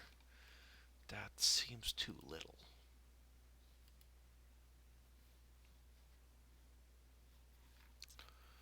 Let's let's go back up here to Edvigsburg. Speaking of that, oh, they're still neutral, but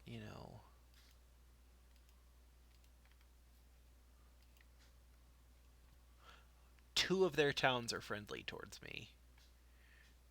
Tonder and Eisenstadt.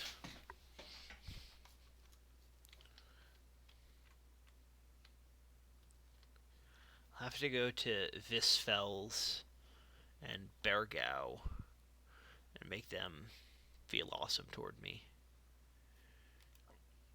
Weaponsmith, how much are you offering? 300. That's even less.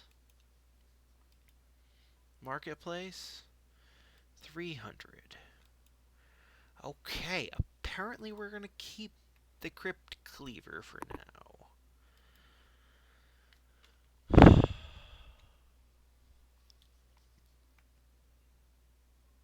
302 is our best offer so far.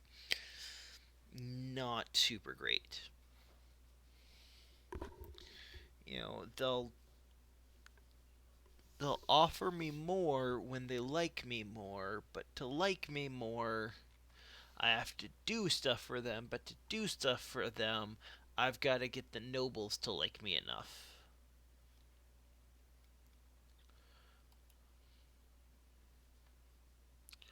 Armorer.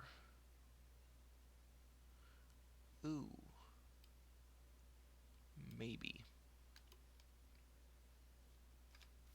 And I'm being offered 249. No, thank you. Make sure we get more food. Starting to run a little low on tools. Let's see.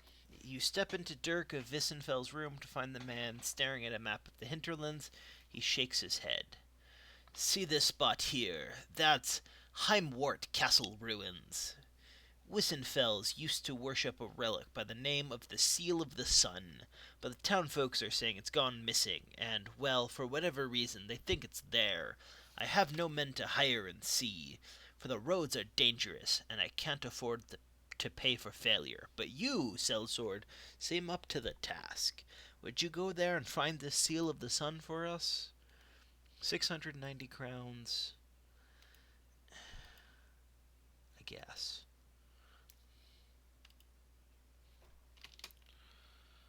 Okay, where?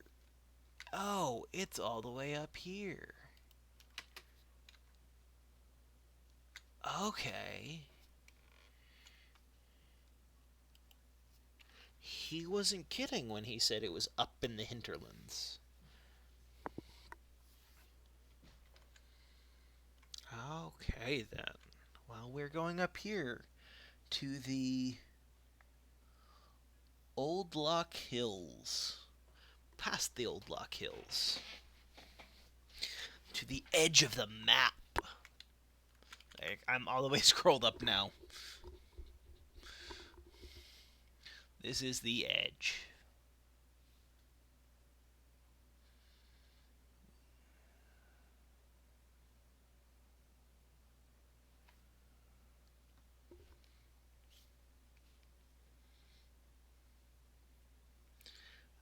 Okay. Arriving at the ruins, you expect to see some bandits to be footing about. Instead, retrieving the Seal of the Sun could not be easier. At least that's what you thought before a throng of armored undead emerged yelling about the false king and demanding your heads on a platter. To arms.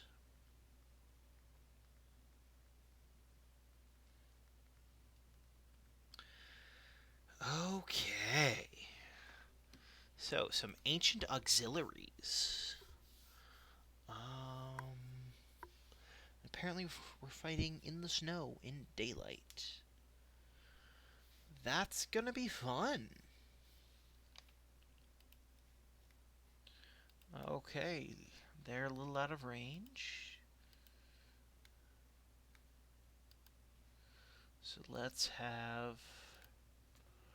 mount our normal defensive posture. Let them come to us.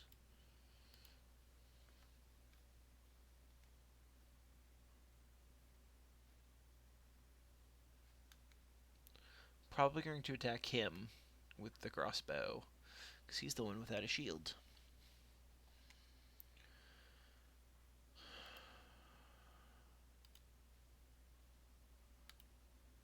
Nice.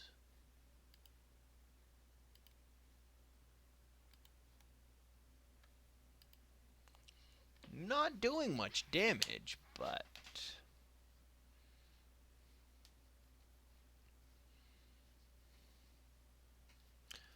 Wow, he's dead.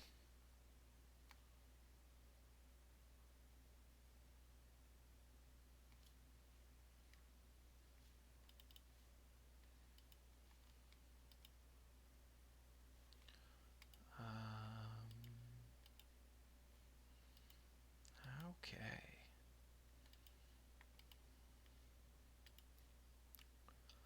Fighting his shield.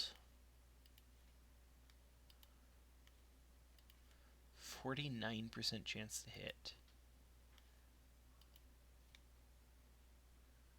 25. Let's do a shield split.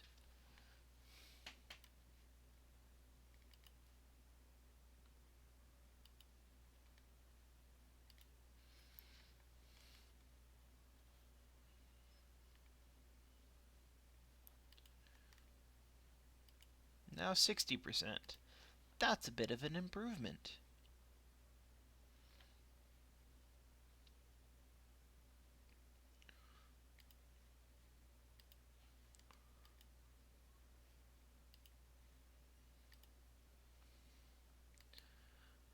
Okay. Now we're cooking with gasoline.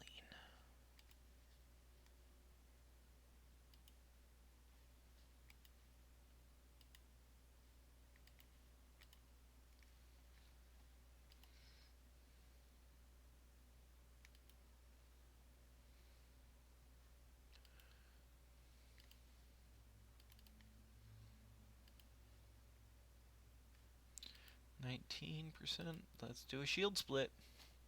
Okay.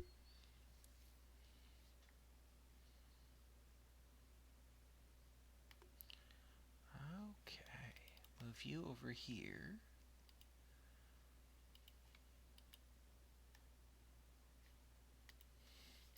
And if you notice, my guys are starting to suffer from fatigue, which is the blue bar.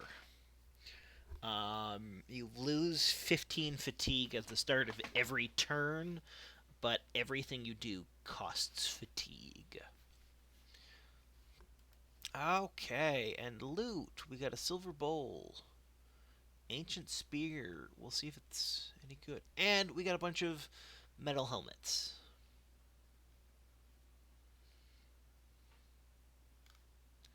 So,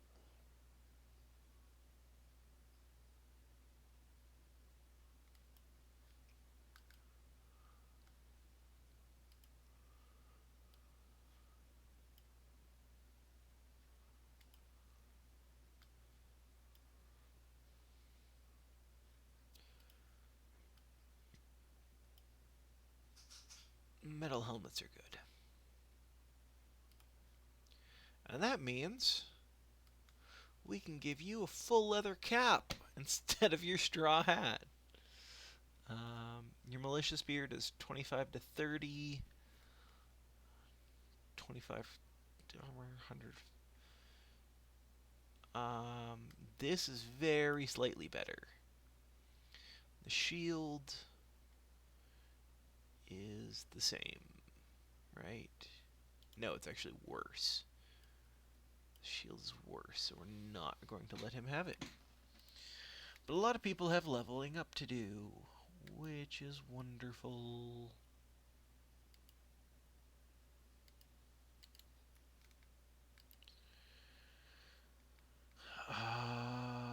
You know what? We're going to give Gotthard fast adaptation. Bajourney.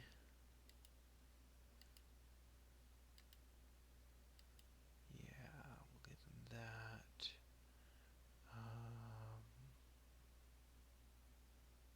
Let's give him Shield Expert.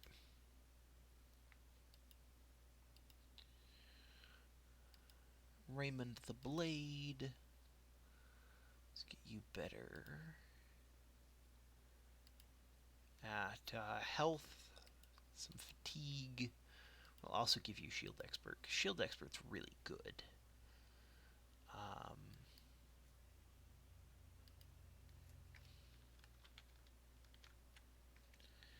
Yeah, then we'll go down to Wissenfeld's.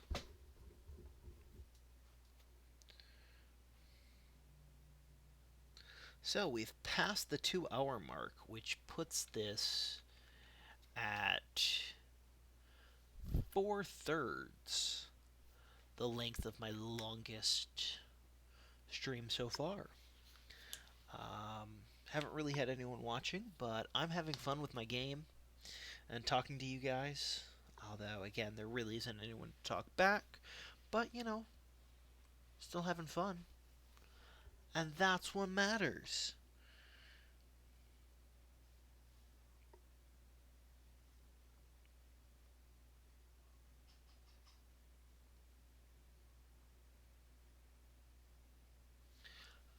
Okay.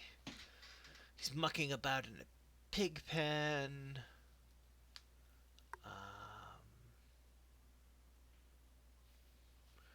Yay. We get 950. There's another contract available. Ghosts are afoot.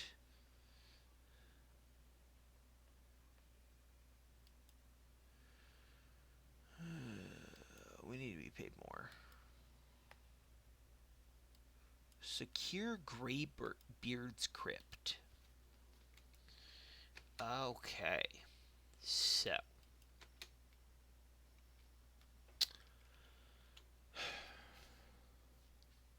Undead. There might be undead. There might just be normal brigands. It might be those terrible, horrible creatures that killed us last time. We're gonna find out.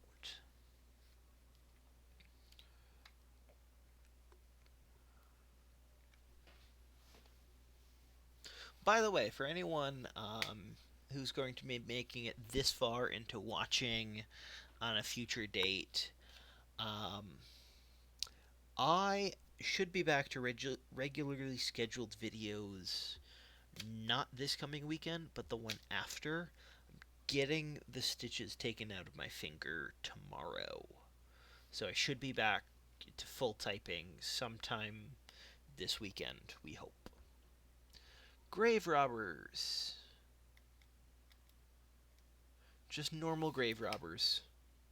Wonderful. We can deal with the normal grave robbers.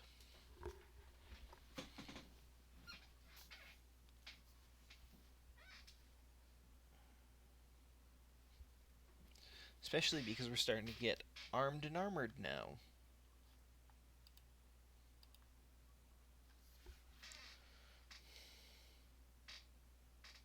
Don't know why, but they tend to go down towards this side of the line. You're gonna stab. Apparently miss.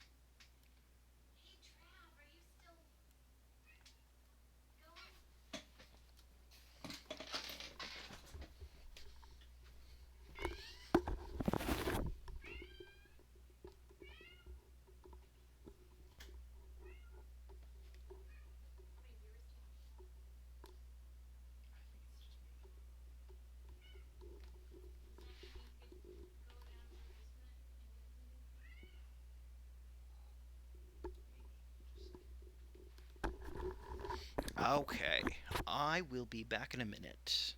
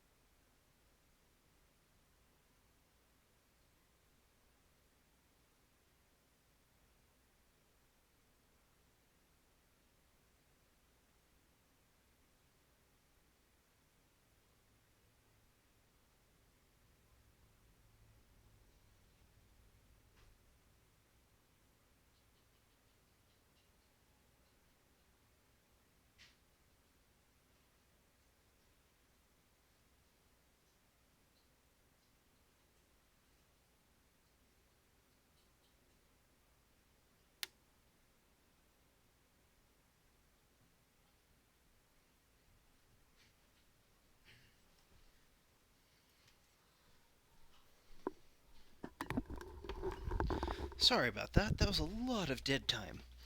Um, but it turns out, after 2 hours of streaming, you have to go to the bathroom. So, I do apologize, and we will be getting back to the live stream here.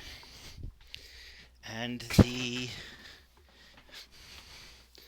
killing of bandits.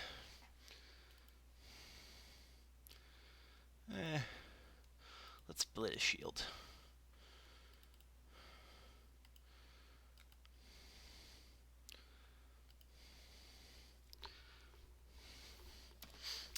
Okay, so they've got their guys coming in. It's 6-on-7. But I think it's pretty quickly going to become 6-on-6.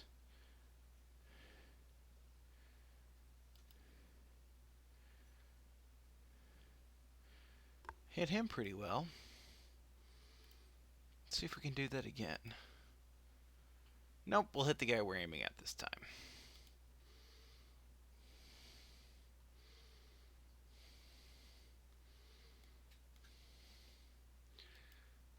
Okay. Let's take him out to make it 6-on-6.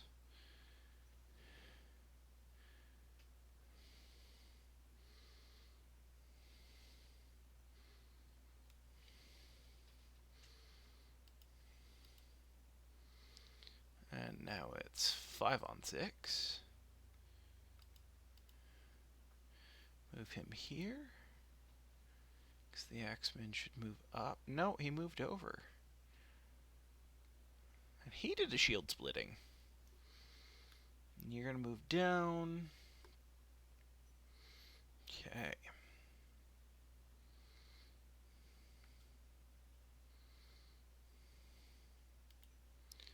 You're going to attack him once and again.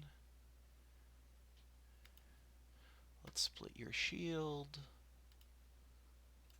Move you in. And attack.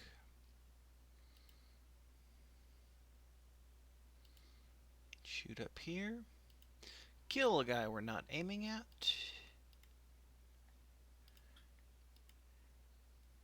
Kill the axeman. It is now 6-on-3.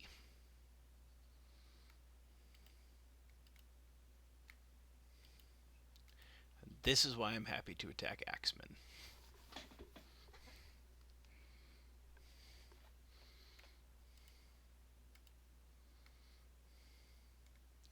Or rather, bandits, I meant. Yeah, we'll have you go here.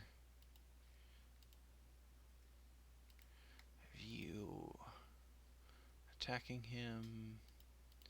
You'll move up 1 and almost kill him. I would have you move here. Fire down. Okay. Move you over.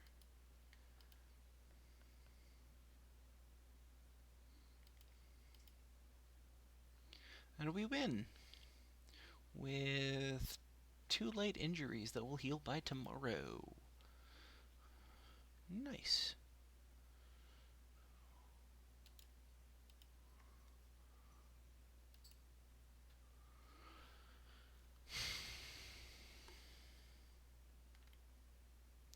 Okay, let's go back to Wissenfels. I'm now a reliable mercenary company.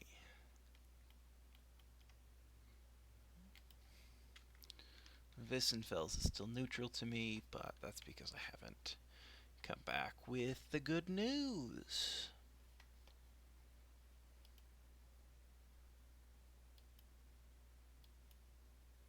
So,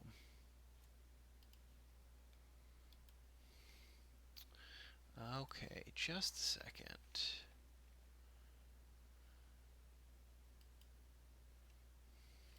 I'm going to let people know on some of my personal social media that I'm live streaming.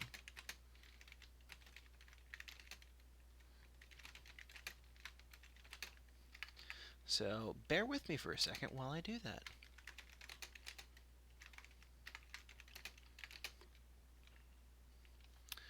Um, because that is a thing that I'm going to be doing.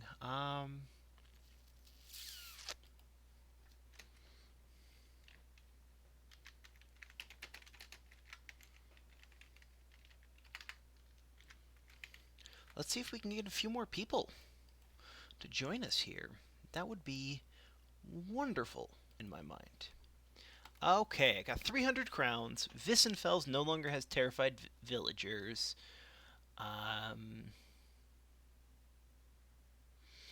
Dirk of Wissenfels is totally nonchalant.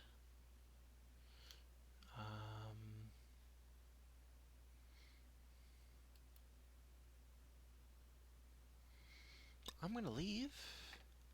We're going to go back over to Edviksborg. Bjorn comes to you with the paper in hand. A local town is hosting a jousting tournament. Sure, Bjorn, you can take place in it. You agree to let Bjorn go to the tournament, and wanting to see it for yourself, you go along too. The jousting tourney crackles with energy as you near it. Squires hurry to and fro, carrying great armfuls of armor and weapons, and some slowly step about with enormous lances hefted over their shoulders. Other men brush very regal-looking horses, many of which wear breastplates decorated with sigils. In the distance, you listen to brief gallops, heavy horses stomping roughshod and lumbering, and then there's a snapping twang of wood on mendel, and cheers erupt. As you look about the festivities, a nobleman walks up and stops you. Weighing a purse in one hand and twisting a piece of broom straw about the corner of his mouth with the other, he asks if you'd like to make a wager. You ask, what for? He nods, pointing at Bjarn, who is across the mustering point, signing himself into the tourney. Apparently he's to face this nobleman's own rider, a man by the name of Sir Lancel. 500 crowns. You know what? Why not? Take the seat amongst the commoners and noblemen alike. Only the local lord has any separation from the riffraff. Sitting on a heightened row with the likes of his sons, daughters, and various royalty from around the land. Bjorn is up next, a squire helping lead his horse to one of the jousting lanes. Down the battle line, Sir Lancel rides onto the field, his horse black, his armor vibrant purple with gold trimmings and tassels here and there.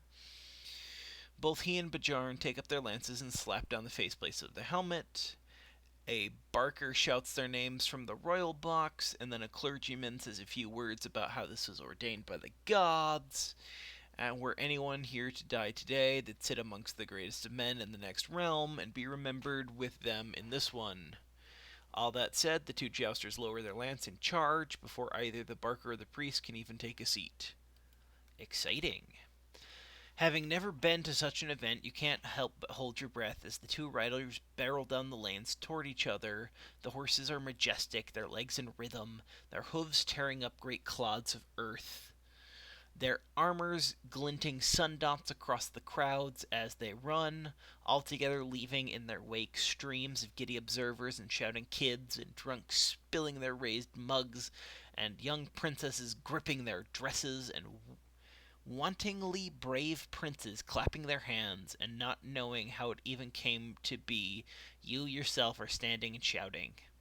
Sir Lancel struggles to keep his aim steady, his lance bobbing up and down, the point of it wobbling in search of a true target. He doesn't find it.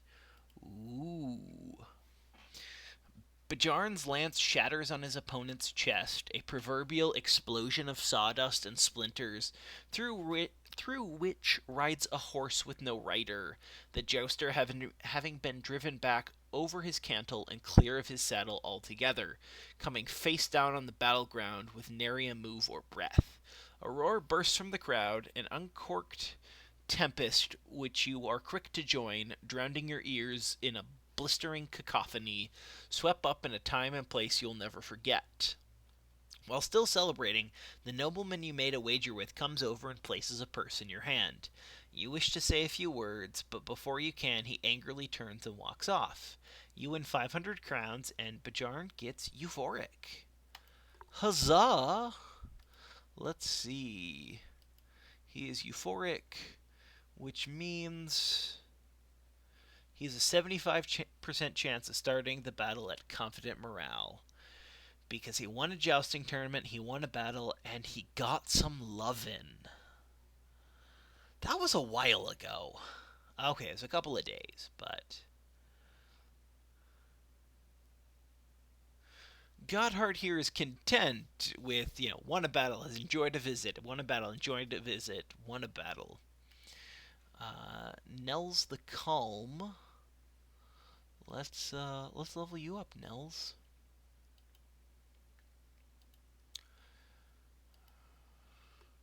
So yeah, we got another person watching now, which is pretty wonderful. We're at pushing 2.5 hours. It's been a really fun live stream so far. We'll give him the shield expert and then give him a shield because apparently his last one broke. That's right! The guy axed it into 2 pieces a little bit ago. We're gonna replace his dagger with his knife with a short sword. Even though he's never, been in melee combat, he might at some point. So, Let's see. Anticipation. Nope. Let's give him Rally the Troops, which allows him to rally if people start breaking.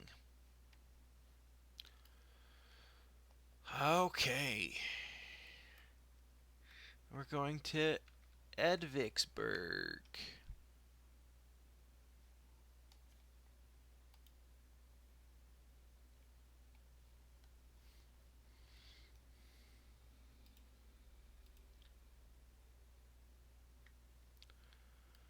Oh, an ambition fulfilled. We spend 1,000 crowns and get a battle standard. And almost everyone gets happy. So, if I remember right, our battle standard, it's a 2-handed polearm.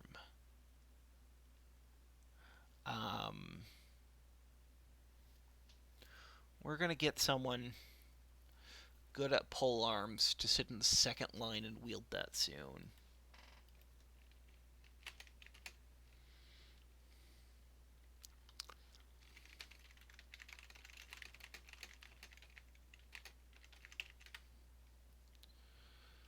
Yeah, so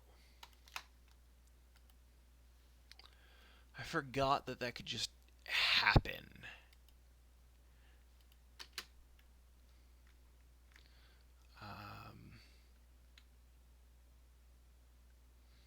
Battle standards do kick ass. Okay. They're still not super friendly to us. Those bastards. Okay, we're going to sell this. And this, and this, and this. Blotched Gambizin.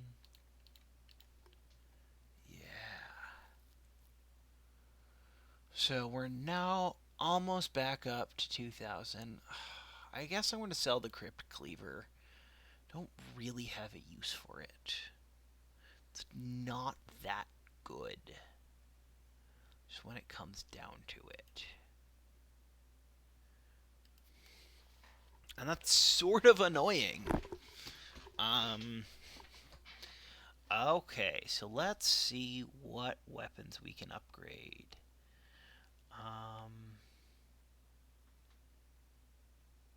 Okay, so an arming sword is worse than a falchion. It's good to know. Just short swords. Let's buy a boar spear. And then let's give it to Nels the Calm. Oh, we should get the Blotch Gambizon to Winrich. Yeah.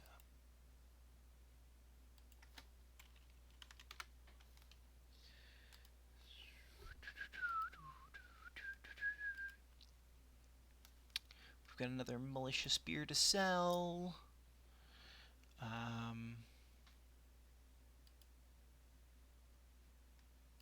We got really close to running out of money last time. I don't want to do that again. So let's see what we can buy.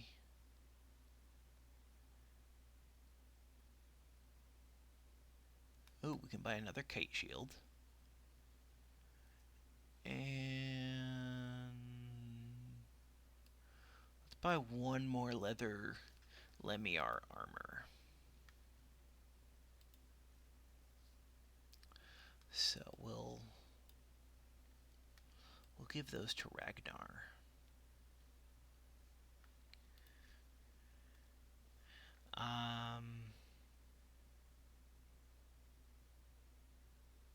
Yeah, so I think that's what we're going to do for now. We're back up to 3 people, which is excellent. And Edvigsborg, they still don't like me enough to give me contracts. It's been a couple days since we've been to Tonder. Let's go back to Tonder, see if they have anything.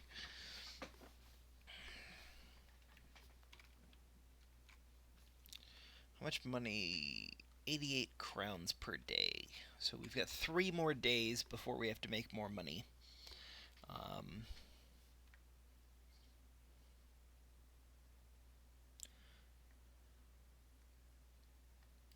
They have a one skull thing.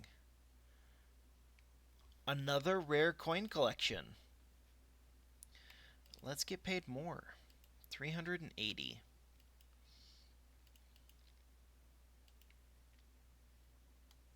And there's apparently the Black Company, which is, I guess, another mercenary group. So for those of you just joining us, I'm playing a new game of Battleborn, or Battle Brothers, rather. YouTube keeps trying to tell me that I'm playing Battleborn. It's day 16. We've been playing for 2.5 hours now, and the company's name is Gryffindor because that was the only suggestion that happened. So, brigands. There are many brigand thugs.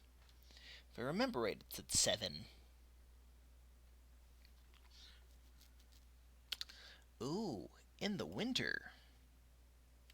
Okay, I'm going to have him wait so they can run close.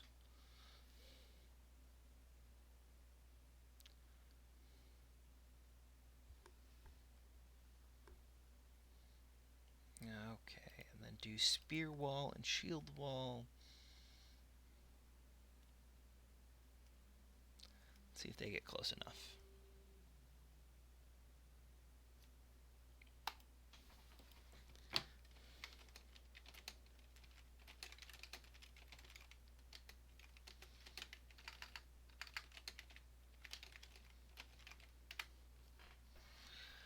Okay, I'm just going to have you skip your turn because if he moves more than one square, he's not going to be able to do anything.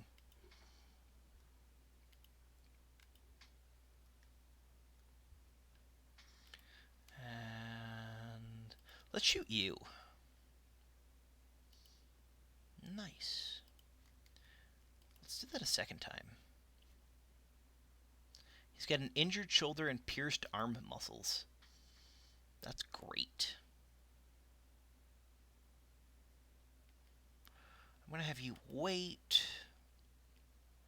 Somebody's going to get close enough. And somebody did.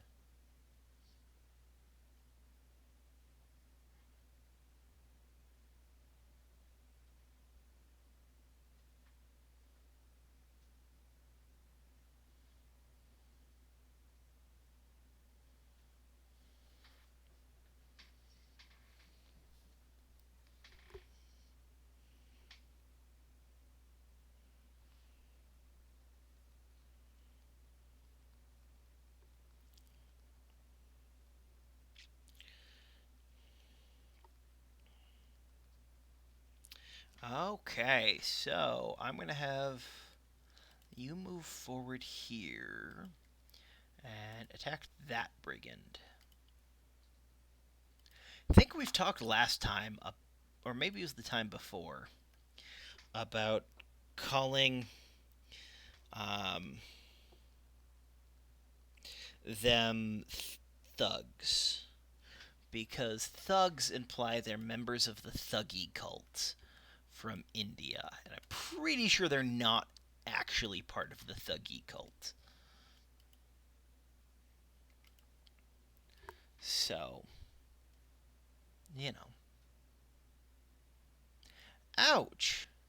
Nels, that hurt.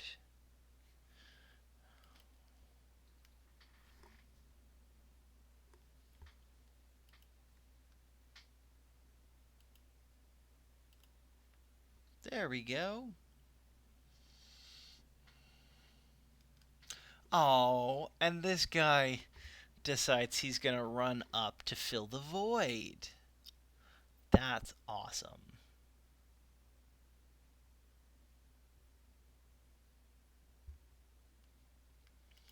And are you going to die? Not quite.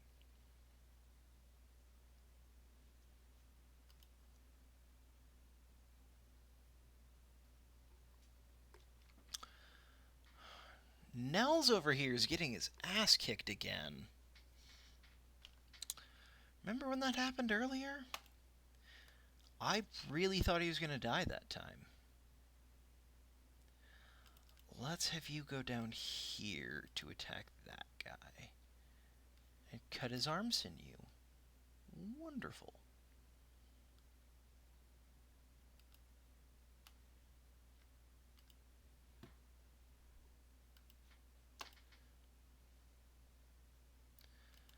And you're going to move up here. You're going to move forward one. So you can attack him. Wow! And kill him. Okay.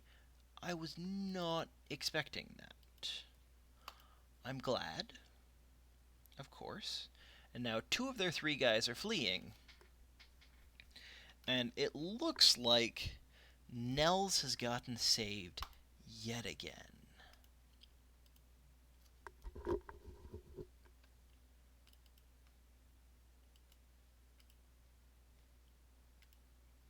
He is a monk, remember.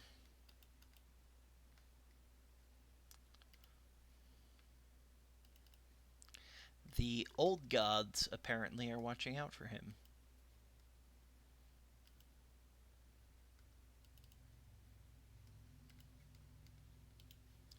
No, I'm not going to do anything with you this turn.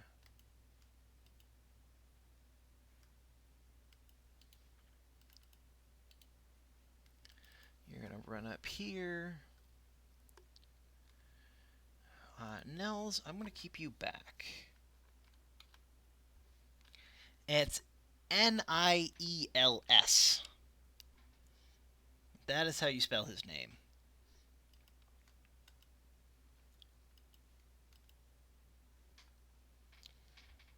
And there we go. Another victory. Oh no, he has an injured shoulder. They'll heal in 3 to 4 days.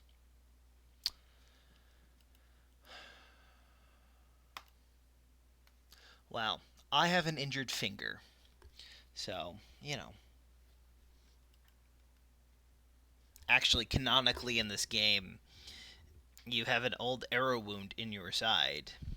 And that is why you're never able to be a member or something. I don't know. It's weird because you play a character who sort of exists.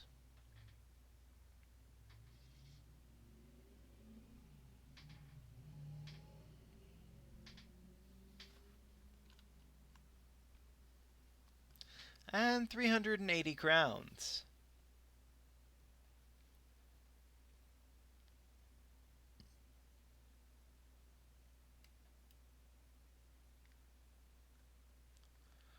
Okay.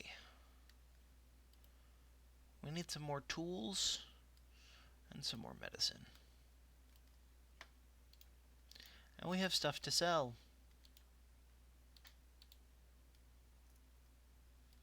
Let's grab a little bit more food.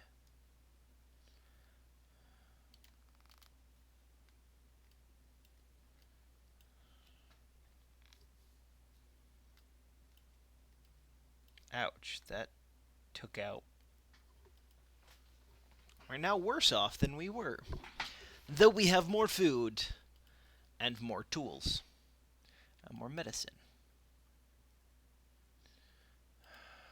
And Tonder doesn't have anything.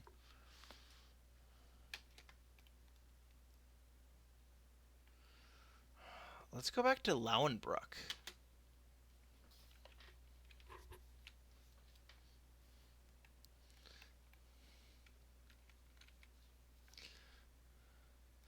Oh, it falls to you, the commander, to see that the company succeeds not just on the battlefield, but also in fame and riches. So you spend the evenings pondering about a bigger plan for the Gryffindor. In your tent, well, the men talk and laugh around the fire. You're never going to become a legend simply by chasing brigands and doing small-time contracts. Hey, we have a wonderful track record with brigands and dire wolves. And sometimes they even pay really well.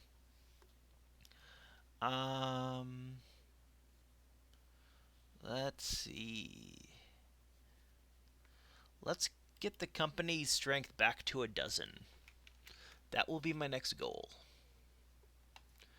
I just need lots more money for that.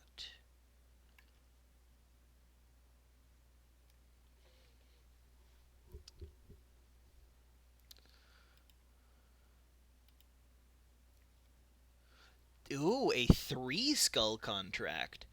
I think we're well enough equipped for that. Let's find out. A man fleecing a sheep looks over to you, the runt wriggling around. I should just eat this little bastard. Look at her go. Quit it, would ya? He elbows the beast, and it bleats, cursing back with as much sapience as a sheep can muster. I've talked about this before. No. The man looks up at you again. Say, you're that sellsword everyone's been talking about. I should probably tell ya. And I guess I will. That, Balin the Guildmaster's been looking for ya. The sheep jumps in an attempted escape, but the man slams her down. You little git! I'ma milk your tits dry if you try that again. What the fuck?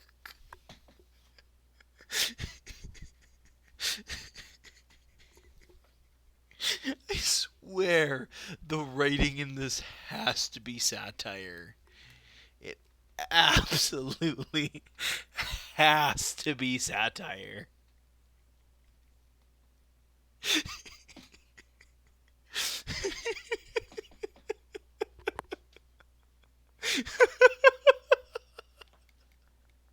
I'm all ears.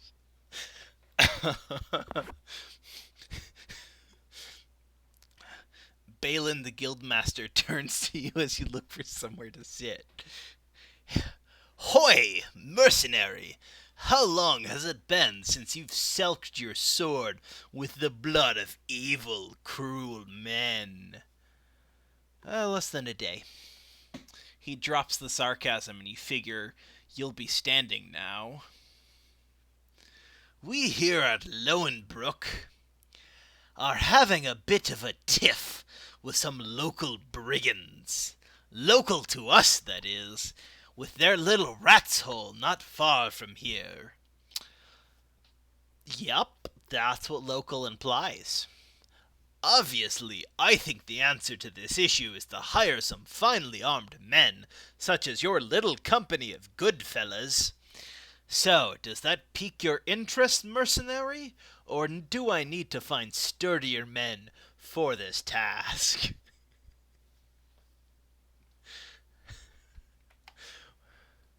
Alex, what is so unsettling? Let's talk money. 1,570 crowns. Yes! We need to be paid more. Okay. Drive off the brigands at Red Eagle's Den.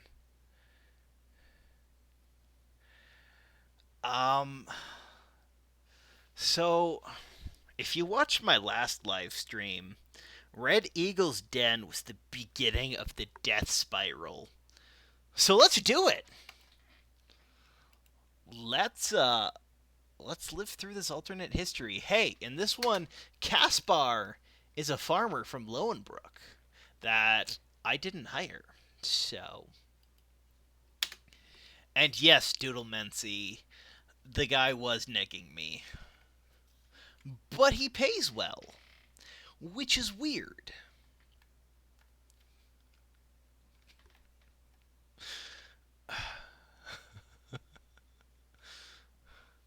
You didn't plan to see him, but it's no doubt the man himself.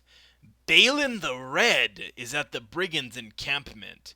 The famed killer is apparently paying a visit to one of his criminal offshoots, studiously marching around the thieves, pointing his finger to this or that, remarking about the quality of that and this.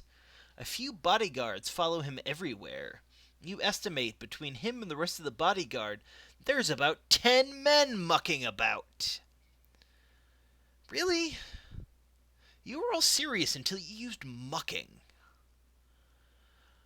It's why I think English isn't their first language. There's just some really weird word choices. Prepare the attack. Some brigand poachers, a few brigand raiders, and a brigand leader. I think it's still day.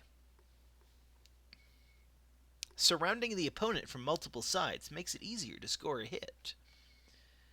Yes, it does.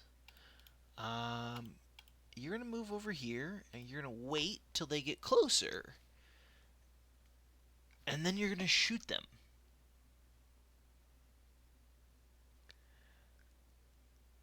Mucking is not serious business. I don't care who you are.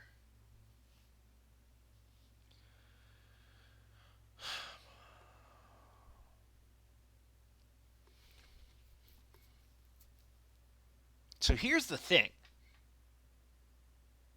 We can run forward, or we can move back. I think we need to advance in a non-traditional direction to avoid these archers. Let his bodyguards get closer.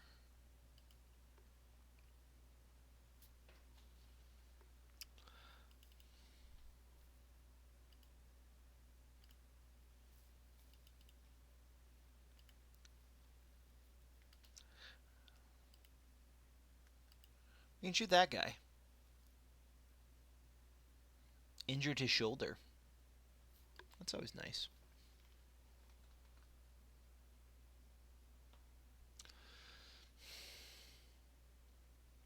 We've got 2 lines of people and enough ranged support that we don't really want to do anything.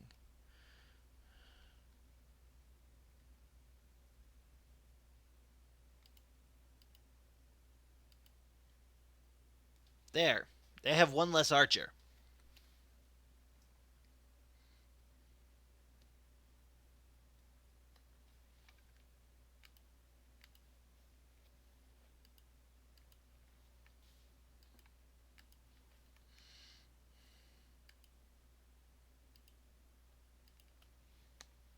Ha!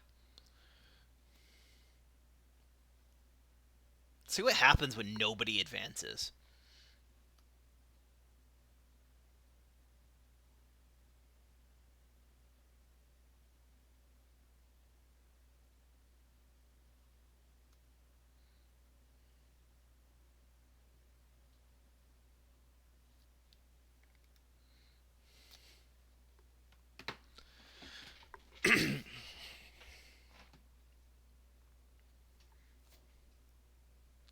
I'm still grinning over here about that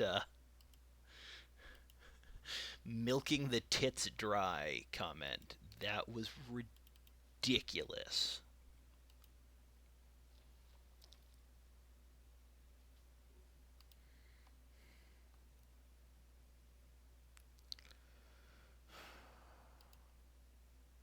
I think we're just going to keep up shield wall for another turn or so.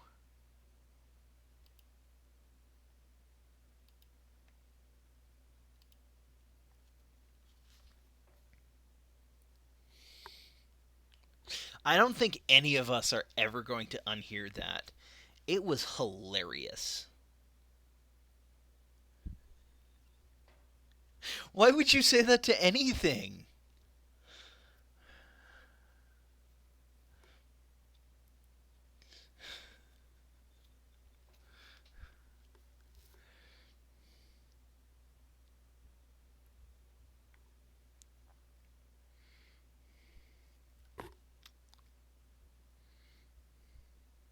Okay, so apparently, if you don't go forward, they won't either. So let's move you 1 space forward. Okay. 1 more. And shoot at him. And then move you back.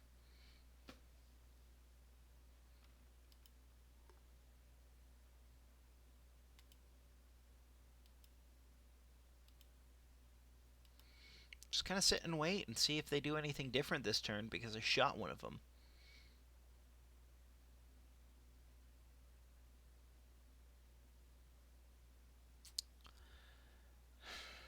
Apparently not.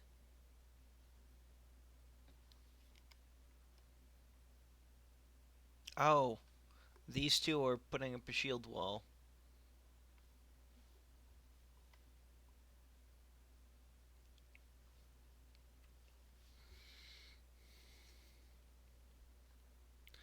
So the thing is he's going to run out of bolts soon.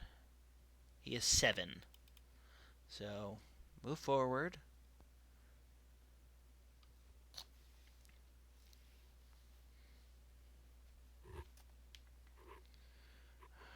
Again, you're going to end your turn because they're beating you up. Okay. Oh, there's Balin the Red. So we go here and put the shields up.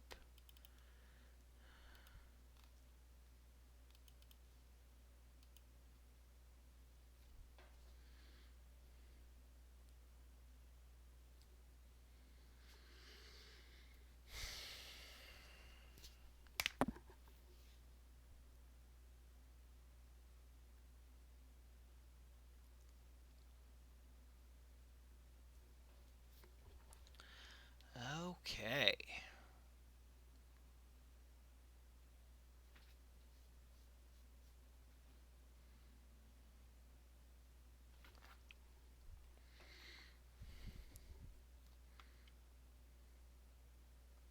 Yeah, we've gone enough turns without doing anything, so you probably should do something.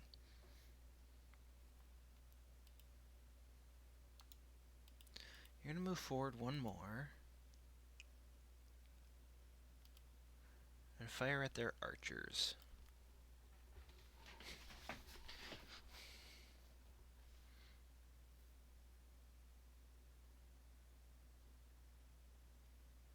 Not awesome.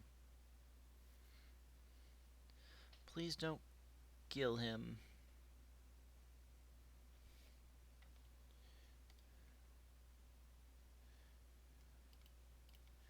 Okay, move 2, shield wall.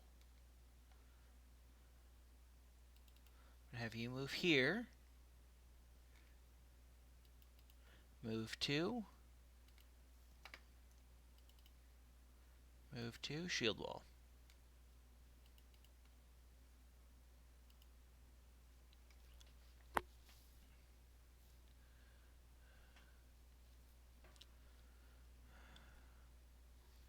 So the thing is this guy, Brigand Raider, has a spear that goes 2 squares.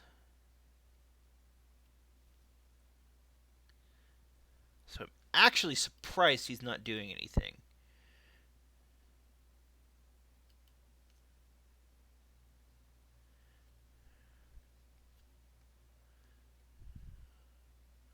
I would have moved this Brigand Raider up, because then he could have attacked all of my dudes. Well, except for these 2. That guy's bleeding and dying, so that's good.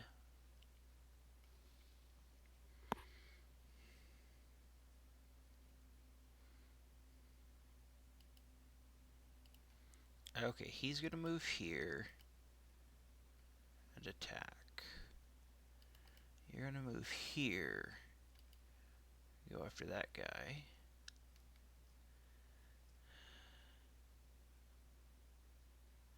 I'm going to have you wait. You go here. We're going to try and get rid of this guy.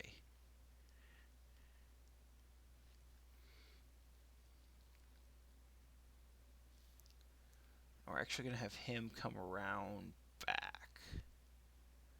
That's the goal.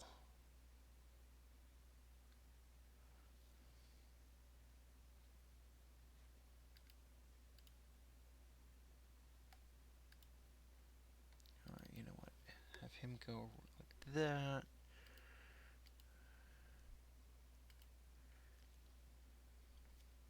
Thank you. One less archer to worry about. Okay, so remember how I gave Nellis the 9 lives ability? That seems like the best thing I did.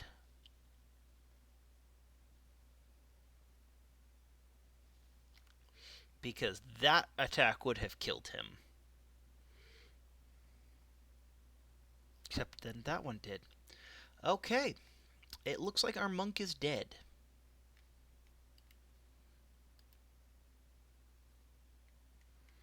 Which is unfortunate. Let's try and split your shield.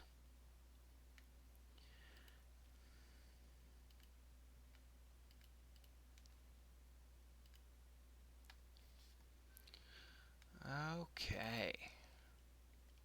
Moving forward, and we're actually going to attack this archer.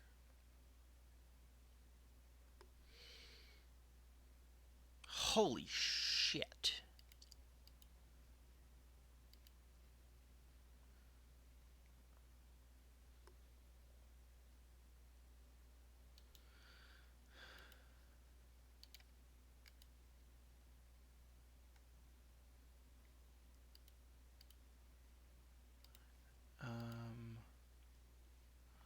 Okay then.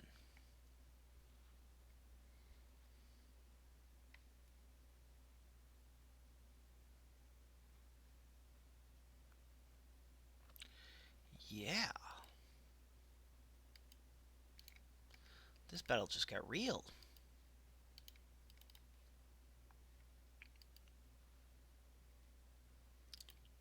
It's 4-on-4.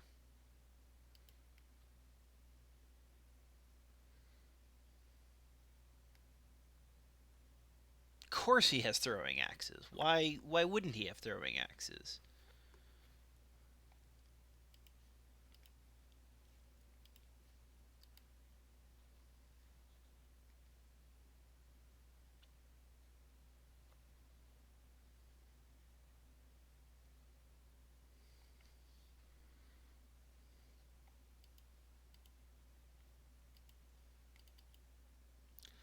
And their guys are all super confident.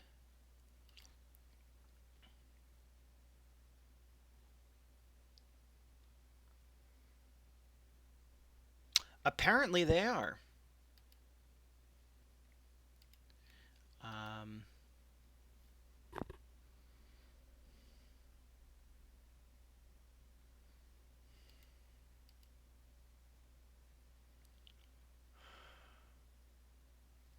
I'm gonna have to retreat.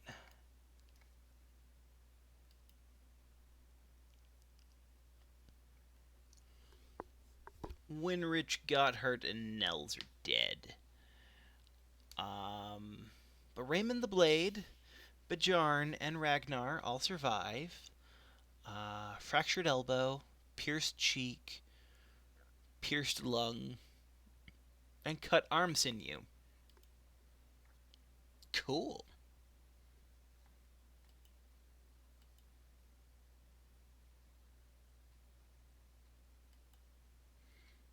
You know.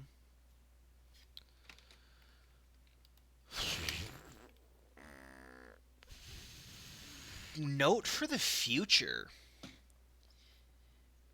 Anytime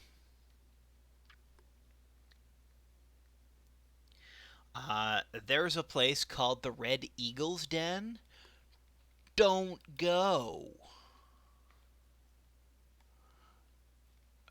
Caspar, guess I'm gonna hire you after all, you old scamp.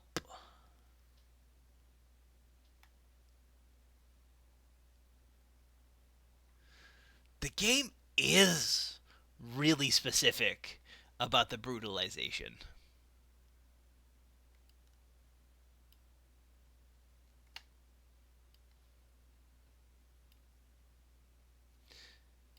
No, I'm gonna give him an axe. We need to have an axe.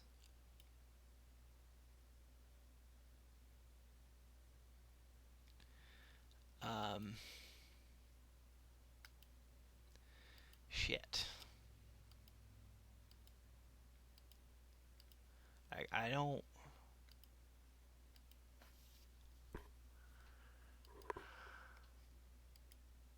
We have 12 gold left.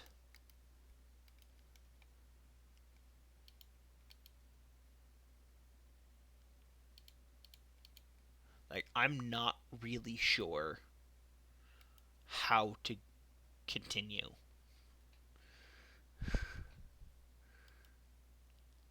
Let's see what's in the mushroom growth.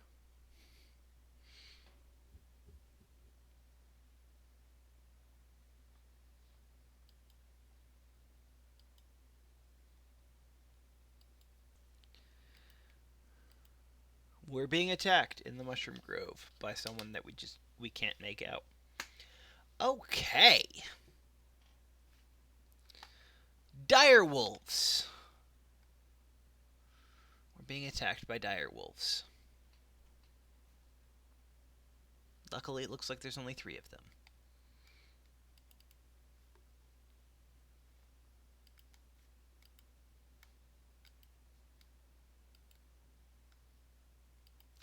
Theoretically, we like dire wolves because dire wolves are easy to kill.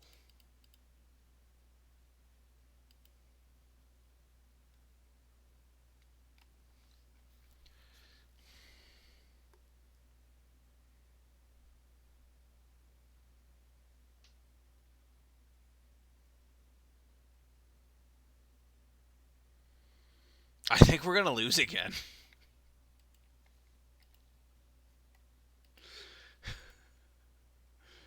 Um,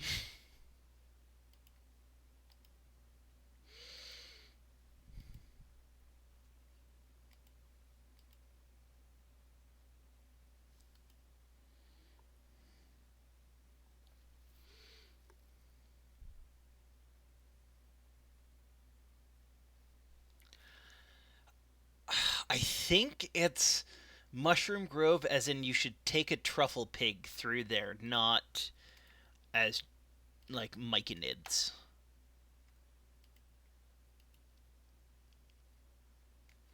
Oh, we cut the artery and a deep abdominal cut of this dire wolf that's still alive.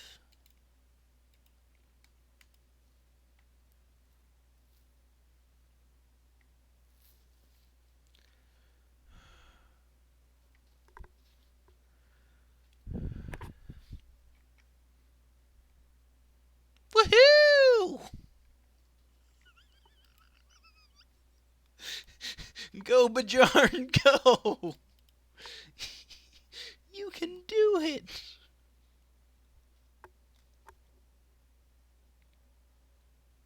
With your pierced lung and all.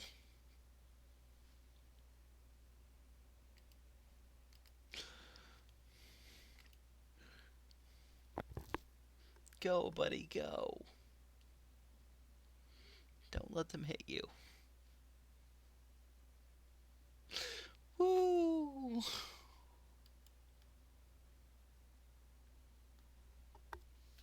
as the light leaves your world, you hope perhaps the name of the Gryffindor will live on, and that people will remember what they did. They won't. Okay. So, yeah. I died again. Um,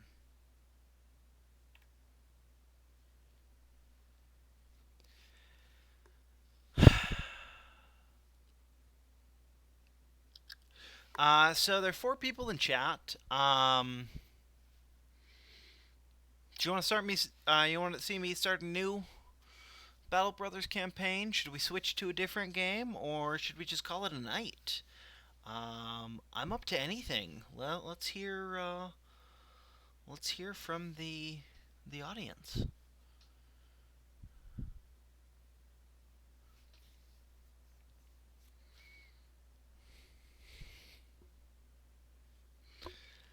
Oh, that was ridiculous. I loved it. We were going there for a while.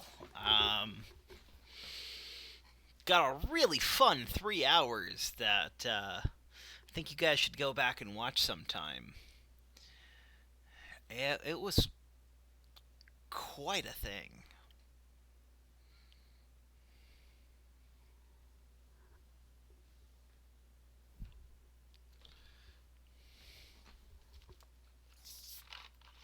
Also, I have learned I'm a lot more energized when I work in the morning, which I did today.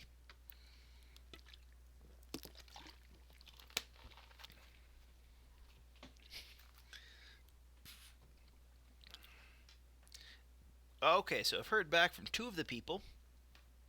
One is saying that they're going to have to go, and another one's up for whatever. So, you know what? Let's start a new one. Um,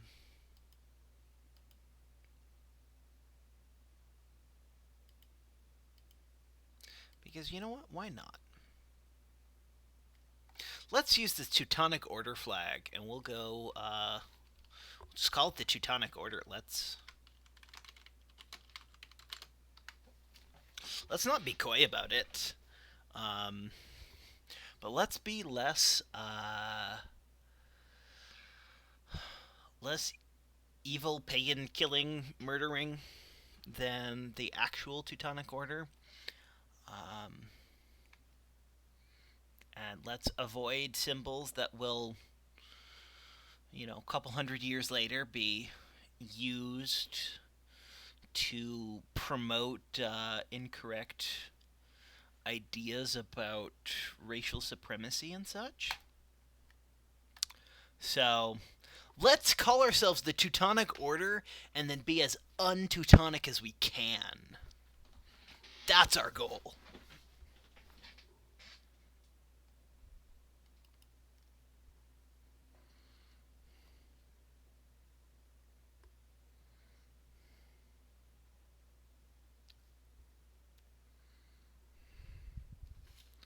Betraying your employer can have repercussions in the long run. I should hope so. Okay. Hogarth the Weasel again. That's how every game starts off.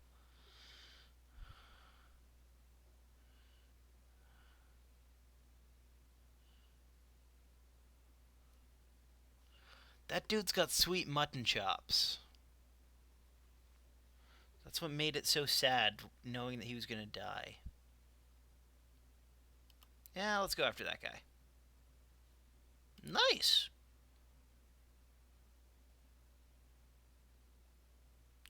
Alwyn. Alwyn, stab. Wolfhurt the Wolf. Chop.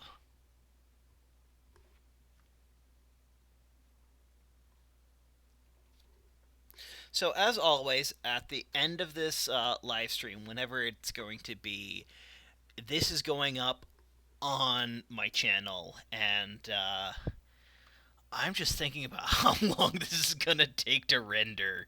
It's going to take forever to get on. Okay. That is the end of our first battle.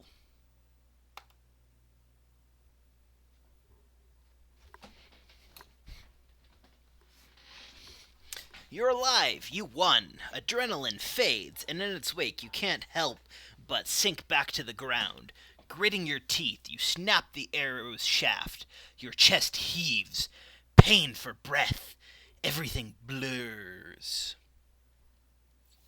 The company has been devastated, cut down to but a few men. And that bastard Hogarth did justice to his name, fleeing like the weasel he is. What now, Captain? A voice says from behind. It's Ulfhert the Wolf, who sits down beside you, bedding his bloodied axe on his legs. You turn to him to reply, but before you answer, he continues. Bernhard's dead. They slit his throat. He was a good man and a damn good leader, but all it took was one mistake. That makes you the one in charge now, don't it? Reinhard the Cruel joins the two of you, still breathing heavily. Then Alwyn. Save the ceremony and appointments for another day. Let's give the man a good burial and return to Seedorf to collect our pay. The weasel's men are slain after all. Besides, Captain, we ought to see to that wound before we lose you too. Wouldn't want to leave Reinhardt the Cruel in charge, right? So be it. Seedorf. Oh, thank the Maker. Seedorf is actually on the sea. I was worried there for a second.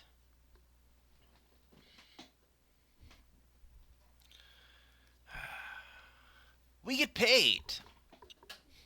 What a sorry display it must be for the onlookers as you arrive in Seedorf. 4 bloodied and beaten mercenaries down on their luck. The man who hired the company days ago, Berthold the Guildmaster, it's a great name, no doubt expected you to return in a more glorious fashion. Still, he welcomes you to his house and offers bread and wine, while a servant fetches a healer. Few words are exchanged except for the occasional grunt and wheeze as an elderly man with shaky hands tends your wounds. A pin pierces your skin, the first of many stitches to come. Yeah, So I found out last Tuesday, not this past one, but the one before, um, getting stitches and being able to feel it hurts like the dickens.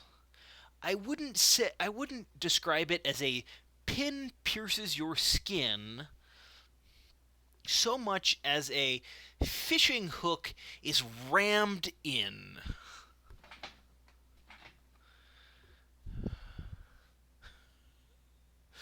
Um, you grit your teeth till you think you hear one break.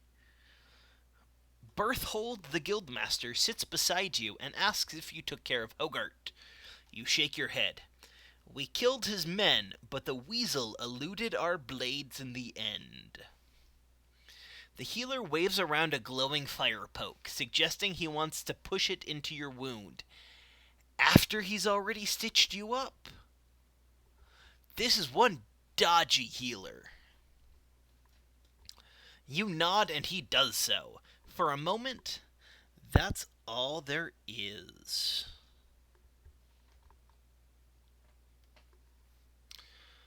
You're not a man, but a pinch of fire, flesh from flame, a golem of pain. Berthold the Guildmaster hands you a goblet of wine.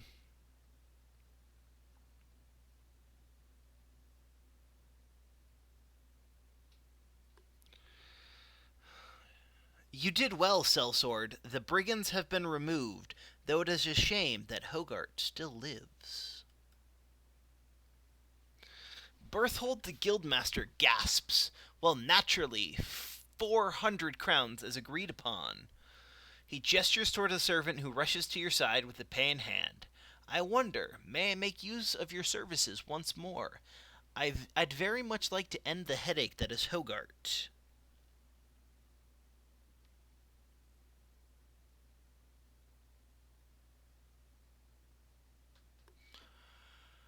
Once and for all, and I would pay you again, of course. Another 400 crowns, shall we say?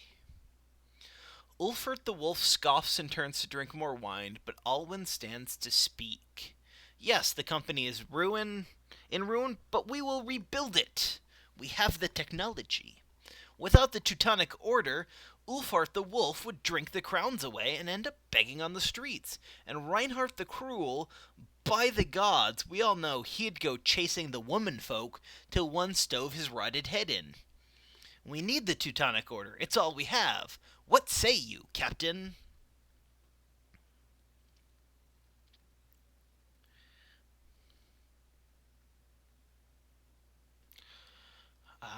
Ulfhart the Wolf burps and raises his cup to you. Reinhardt the Cruel playfully thumbs his nose and nods.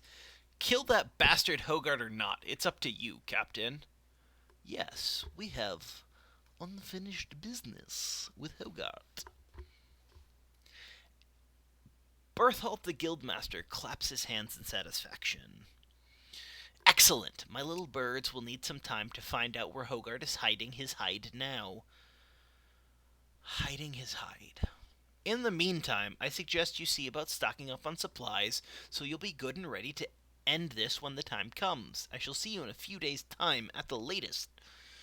As you leave Berthold the Guildmaster's house and stand on the outskirts of Seedorf, Alwyn seeks a word with you. We need more men, Captain. I know I gave a big speech back there, but bravado won't do shite.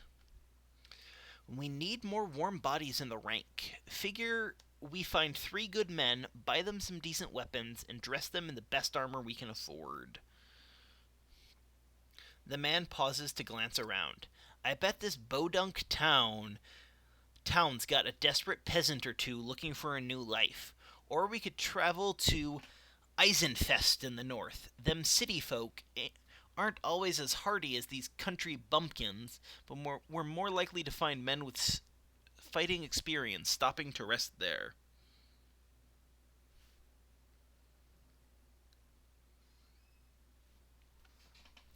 That's what we shall do. Okay, let's see. Who do we have in Seedorf? We have Carl the Fisherman, Torvald the Gravedigger, Wolfram the Fisherman, Steinar the fisherman, Asbjorn the Daytailor, and that's it. Okay, let's go to this city place and see what's there. Up in Vendland.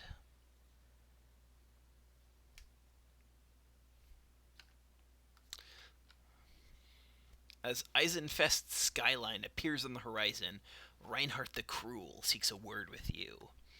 Never been to Eisenfesta before, but I've been around ones that look a lot like it.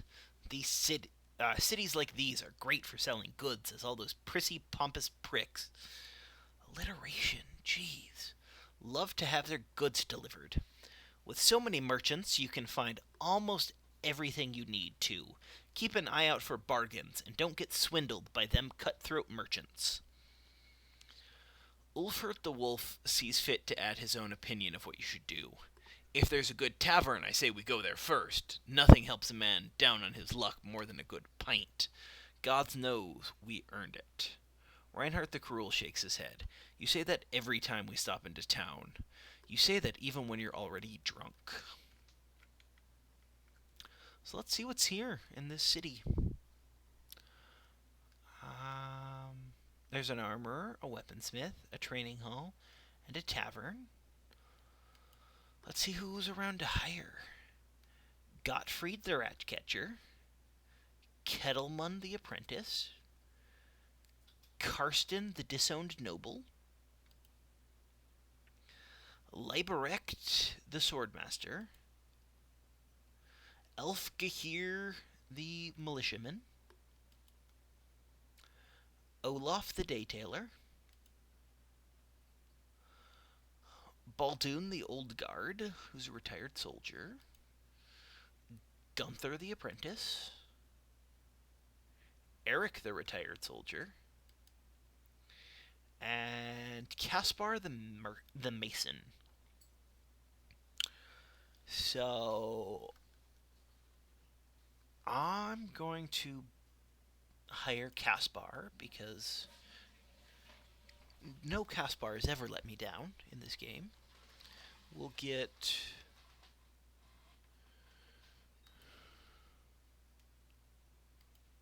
I think we're going to go with Elf Gear because of even though he costs 10 gold more, he costs 9 per day versus Karsten's 21 per day.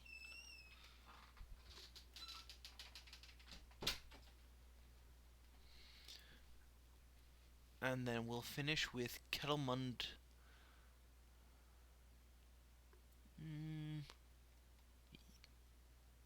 Yeah, we'll go with Kettlemund to finish this off. And then in the marketplace,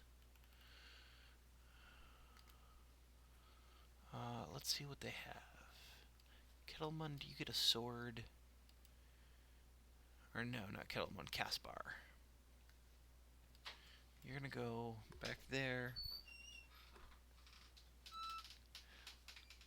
I don't like that cleaver.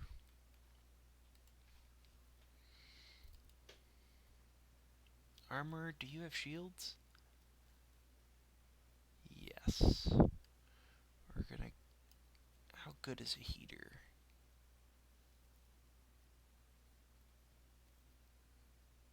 Yeah, we're gonna get a heater shield.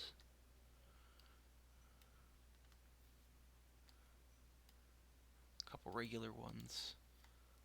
Sell these 2 things. Go to the weaponsmith to buy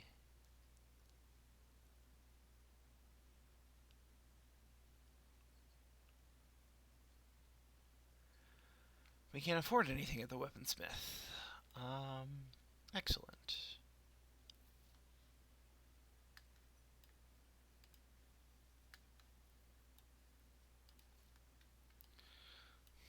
So Kettlemund can punch, and he has a shield.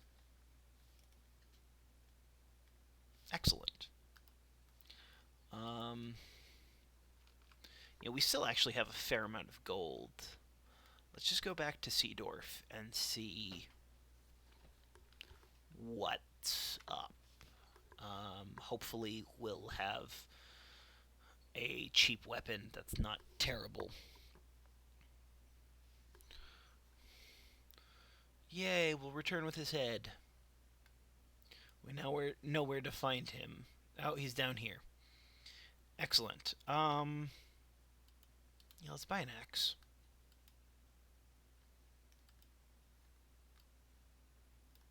Even though it's in terrible condition.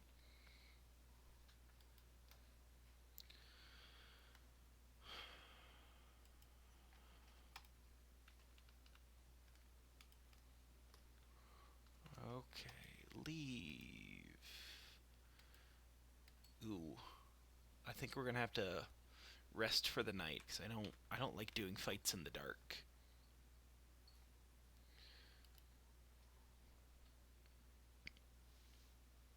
And camping, camping, camping. It is now dawn.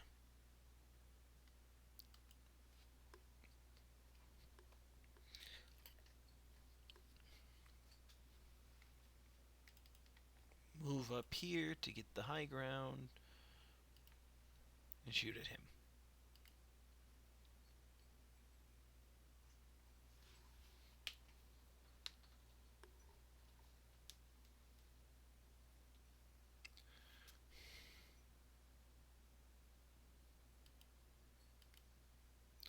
They're a little far away yet for me to really want to do anything to them.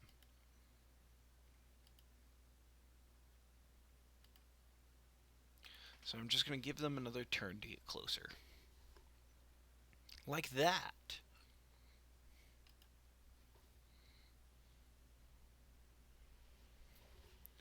Wonderful.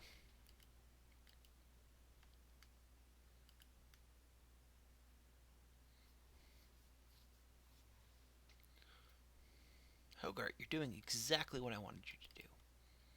And so are your men.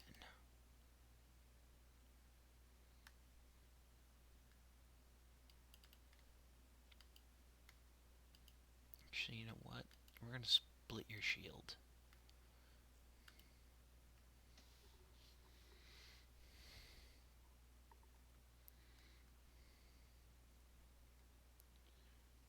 You're going to go up here. You're also going to split the shield.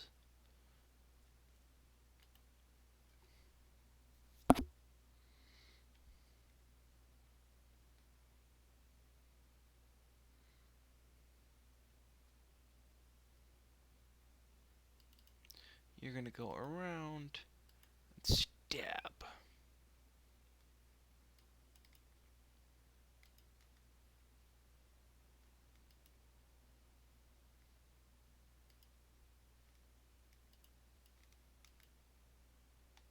Guys, run after the archer.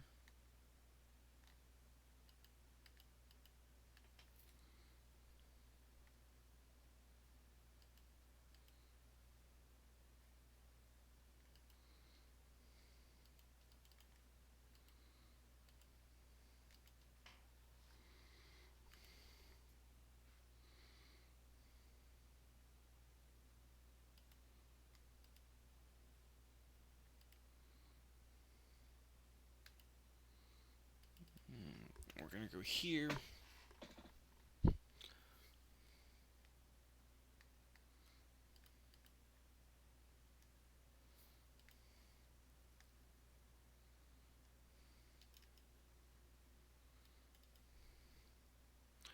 You're not going to go all the way because you're injured.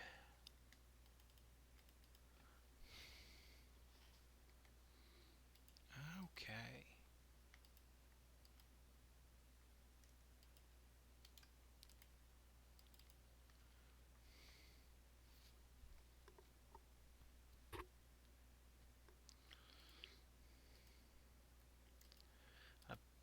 Apparently, the archer can't really do anything for skills. Light bruises and a pierced cheek. Contrary to what one might think, having an additional hole in the cheek does not help with breathing. Wouldn't know. Pierced hand. Having a hole in the hand may not stop a determined fighter, but it makes handling a weapon more difficult. Yes, I imagine it does.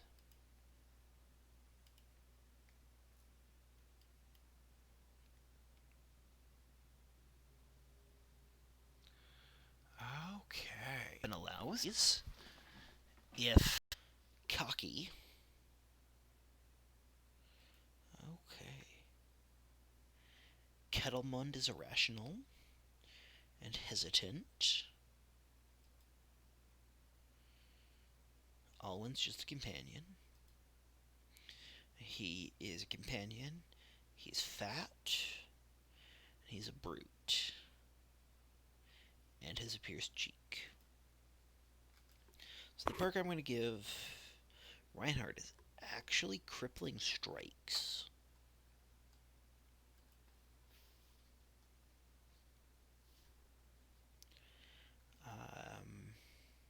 We're doing fairly well with 1,241.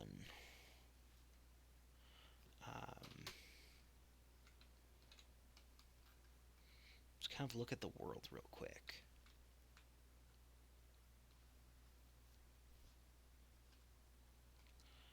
And the factions. Let's see. Health. Egloff.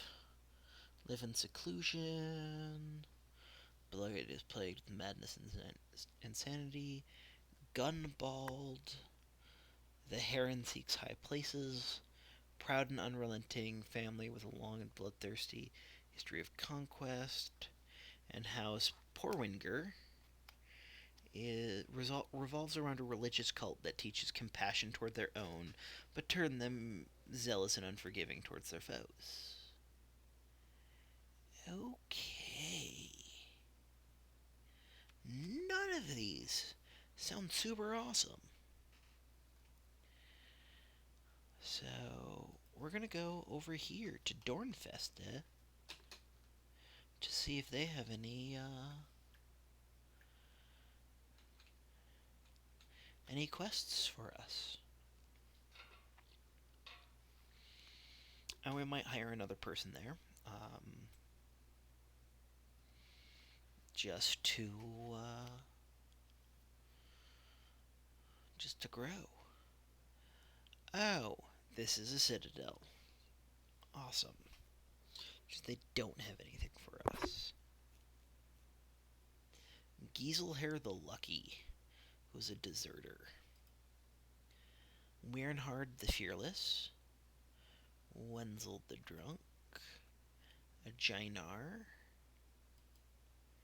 Hartwig, who's a refugee. Gunnar the Caravan Hand. And Ulfhart the Exorciser, who's a witch hunter. Let's actually hire Gunnar.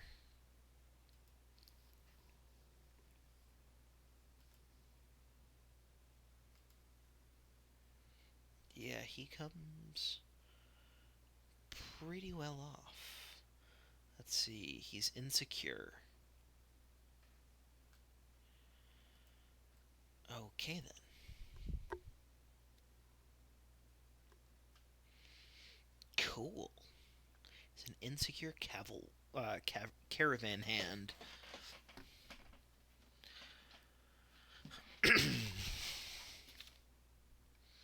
Oh, he used to sell people. Excellent. No, not excellent. Let's go down here to Dorngard, I guess. See if there's anything there.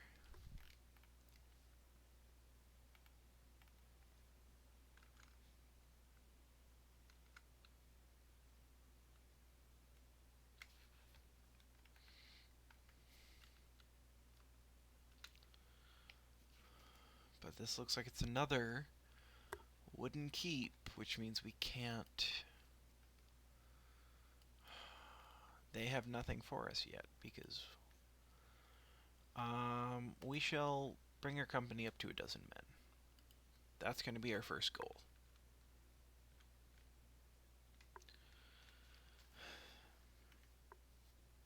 Going through fast cloud country.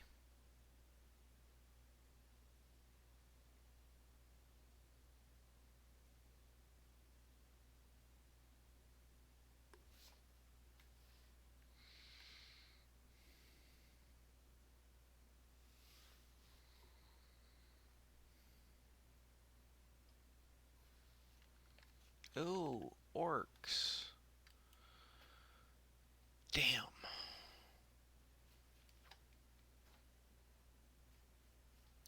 Orcs are really, really hard to fight. And we're fighting them at night. Superb.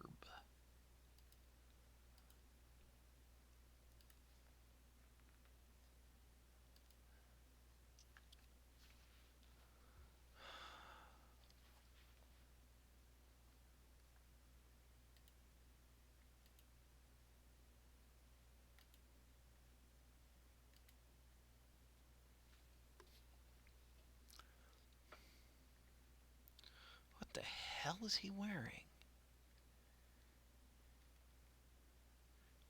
I think he's wearing a skeleton.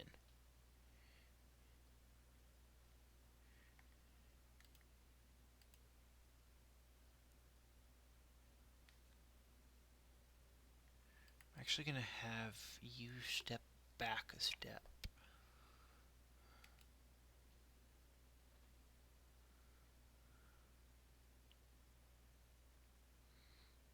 Okay. 29, 49, 12, 10, 10. 49 it is.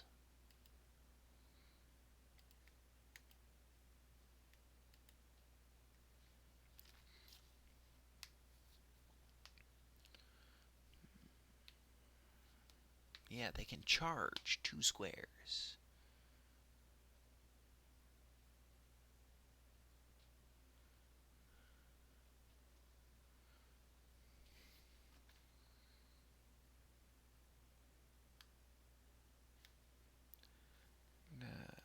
Now I'm going to move you back up.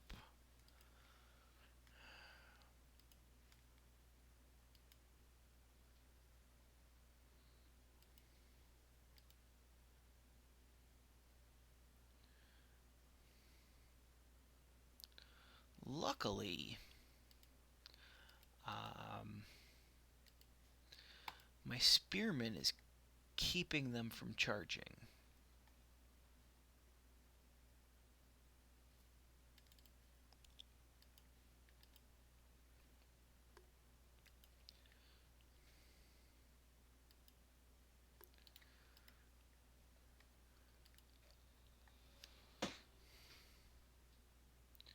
Because if they do so, they get attacked. And they just killed Caspar. Awesome.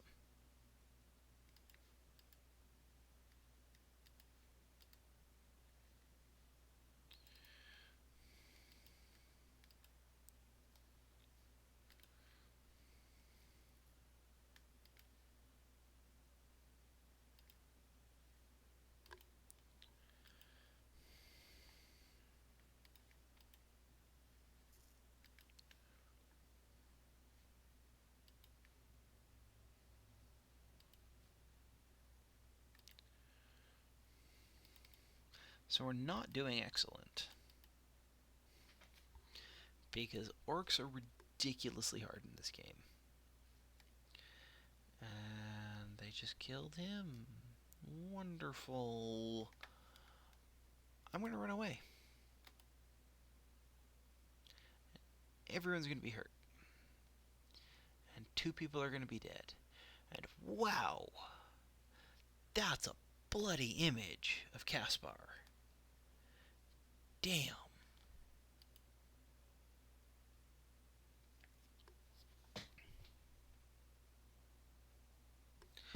Okay. I think I'm actually going to leave this here for now. We've gone like almost 3 hours 40 minutes. So it was wonderful having everyone, and I do encourage you all to view it when it's all uploaded onto my channel. Um, Again, we should return to normal programming next week. And I will see everyone later.